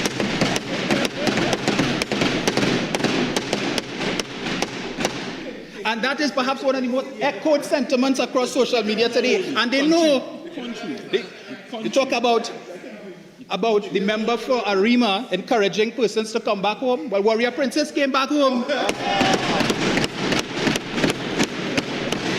After she helped Toko Sangre Grandi to get into office, she has come back home. He gone missing. And she will be bringing others with her very soon too. And he has gone missing. So many others whose names I will not call, Mr. Speaker. But you all gave a $1 reduction in the price of super. $200 you will save every month, but you take it back in fines. Everything else. Yes. You remove VAT of 7%, the VAT off of 7,000 food items, but yet still, the price of food continues to go up. No relief. Has the cost of living gone down? You all told the population. That's all it took. Remove VAT off of 7,000 food items, and everything will be okay. People balling more. No. Yes. Correct. But that is UNC governance for you, Mr. Speaker. And when anyway, let me not go there, Mr. Speaker. And whereas sound public administration requires transparent decision-making, right, to cushion the socio-economic shocks, Mr. Speaker. Mr. Speaker, it is no fallacy. And if members opposite want to pretend, well, that's up to you all, but the wider population knows better. Because the people are saying things was hard under Raul, but oh gosh, boy. No. It plays hard. You can't get jobs. Pressure is getting worse. Yes. You know, what are we to do? What are we to do, Mr. Speaker?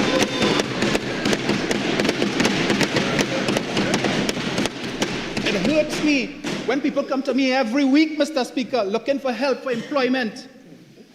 And all I could do is tell them I will do my best. And I tell my staff, send the resume down to Labour. Let me see what we could do. Fortunately, my constituency of Malabar Mausika has a number of corporate constituents, and we've been able to establish relationships with some of them, and we've been able to find employment for some of these people, Mr. Speaker. Yes.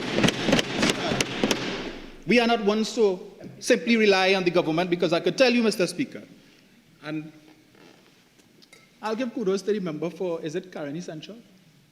He's one of the few who, when I send my letters, he responds. Yeah. Yes. He responds. And the response doesn't come from a secretariat. It's signed by him personally. So I will commend him for that, Mr. Speaker. Yes. Yes. Yes. I sent some correspondence for the member for Barataria Sanwan, but I'm still waiting a response from him. I will try again. You know, if at first you don't succeed, try again. So I'll try again. Maybe this time he will listen, you know. But it's all about providing assistance. Mr. Speaker, recently I was able to attend a village council meeting in my constituency. I was invited last minute, but as MP, you have to make yourself available to hear the cries of the people. Not like opposite, when they hear the cries of the people and then there's more pressure. But interestingly, this particular village council meeting was held opposite where, I don't know if the member still lives there, the member for St. Augustine. And the street was in a mess. Potholes. Potholes. Yes, I'm the MP, but I'm not in government. Yeah, I'm not in government. I don't have the resources to fix it, right? But these are minor roads. I think that falls under, as we were told by the member for Kuva North recently, those minor roads fall under local government. So imagine the Minister of Local Government lives there and the roads in a mess. Is it under Pure? I am just saying.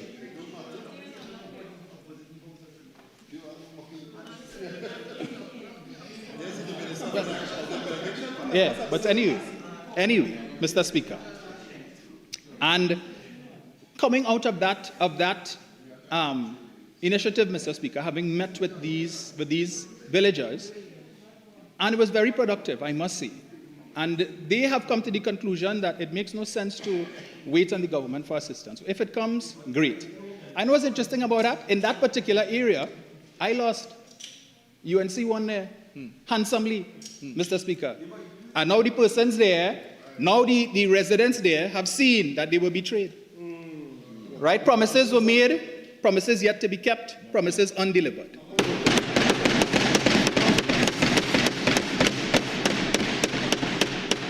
And all they're asking for is opportunities, Mr. Speaker, to be able to feed their families. All they're saying is that, look, before April 28th, we had jobs. Now we don't.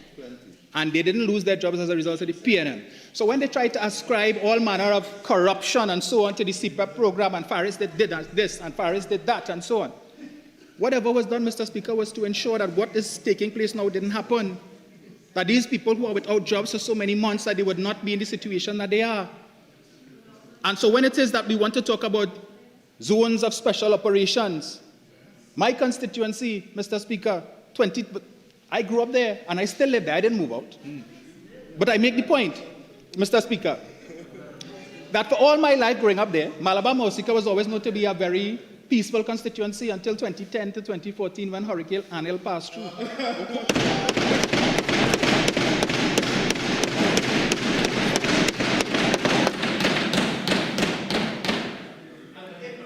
Member, you know the rules on that, right? So let me not have to admonish you about it. Withdraw and apologize. Right. I withdraw. But so why do you thought you would have gotten away with it? Why did you do it if you knew it was wrong? All right, let's move on. Just withdraw and apologize. Mr. Speaker, I withdraw and apologize. So, yes, correct. So that period, 2010 to 2015, Mr. Speaker, in particular, Karapo was particularly affected. There were a number of murders there in that 2010 to 2015 period, Mr. Speaker, and it has not recovered, I could tell you that. There is still a lot of criminal activity taking place in certain pockets in that particular community that we are trying to deal with. And I realize that all it takes is for you to just work with the persons who live there. These are real people with real issues. And they don't see PNM, they don't see UNC, because when they have to go to the grocery, they can't say I'm PNM or I'm UNC. It doesn't help them.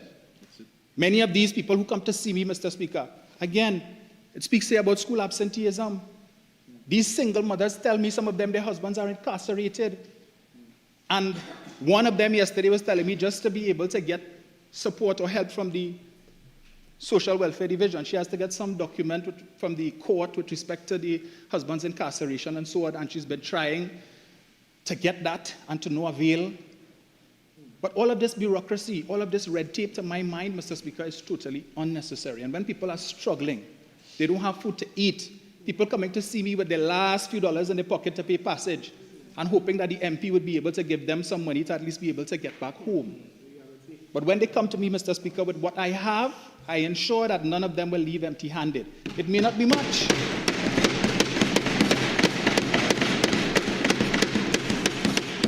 It may not be much, Mr. Speaker, because I understand their plight. I grew up in a single-parent home. My father died when I was less than 2 years old. And my mother would have raised 5 of us on her own, Mr. Speaker, so I know the struggles that come with being a single parent. But she had pride and she held her head high and she did well in raising her 5 children. And we all made her proud, Mr. Speaker. It is unfortunate that she passed before she was able to see me realize what was her greatest dream was to have her son sit in Parliament. But I made sure that I delivered on that, Mr. Speaker. And so that when people come to see me and I understand their plight, I don't pretend, I understand their plight from an intimate perspective, and I will do what I can to assist them. And we will continue to bring motions like these to highlight the plight that the citizens are going through, that they were betrayed. When UNC wins, everybody wins. But that is not so. It has now changed to when UNC wins, struggle begins.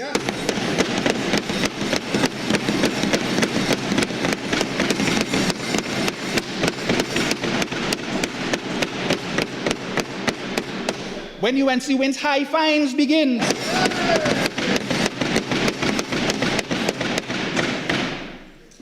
When UNC wins, difficulty to get 200 US in the bank begins.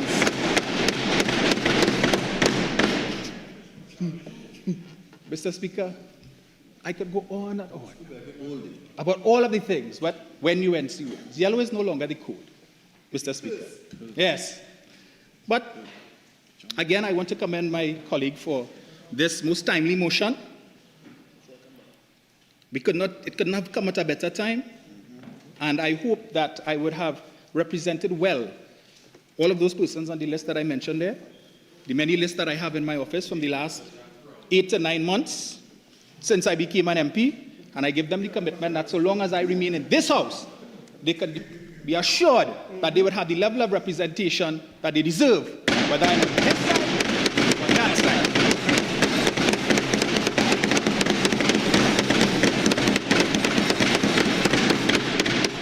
And if things continue the way that they are, Mr. Speaker, it's only a matter of time before we on this side will be on that side. And with those few words, Mr. Speaker, I rest.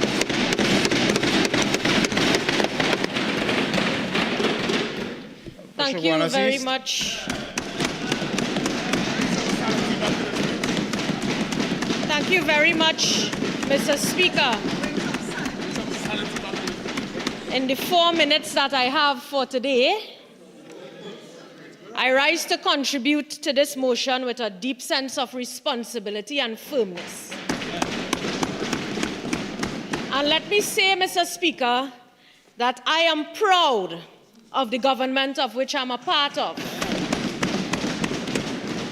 And most importantly, Mr. Speaker, I'm proud of all of my colleagues because they work very hard in the interests of the citizens of Trinidad and Tobago. Mr. Speaker, the last speaker, I don't have much to respond to. As usual, Mr. Speaker, when he speaks, Mr. Speaker, well, the man reached 1995, yes, to get something to talk about. And you know, he went on to attack my colleague for Couva South. That if he was, yes, you attacked my colleague. And I will tell him he attacked my colleague, but when you touch one on this side, you touch all of us, Mr. Speaker. You referred to my colleague as moving from Princestown to Couva South, but my colleague is a member of the UNC, so he can be moved anywhere in Trinidad and Tobago under the UNC banner. Unlike you, my friend, who has been a jumping frog from ILP, you landed the PNM. Where next? Mr. Speaker, 48-4, Where next? Mr. Speaker, 48-4. You sit down. Sit down. Go get some passes by. Again, let the member complete. Mr. Speaker, my colleague on the other side went on to speak about, he had nothing to tell us except about his constituency day. Mr. Speaker, on a point of order, 48-1. I don't think this is relevant at all to the motion. You sit down and mind it.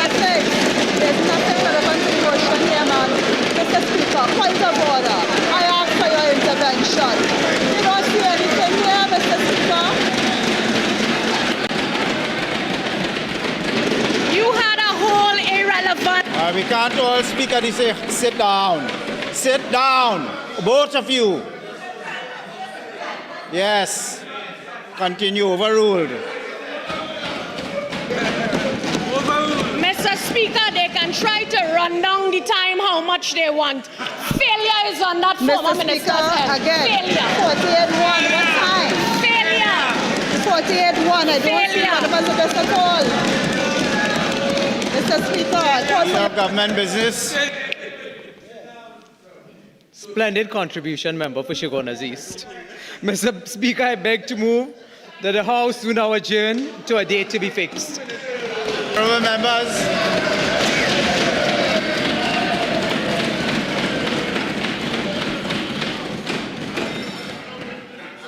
the question is that this House do now adjourn to a date to be fixed. All in favour say aye. Those against? This House is now adjourned to a date to be fixed.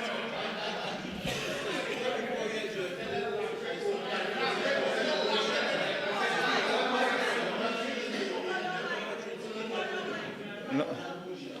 That motion doesn't qualify for today. All right, we're adjourned.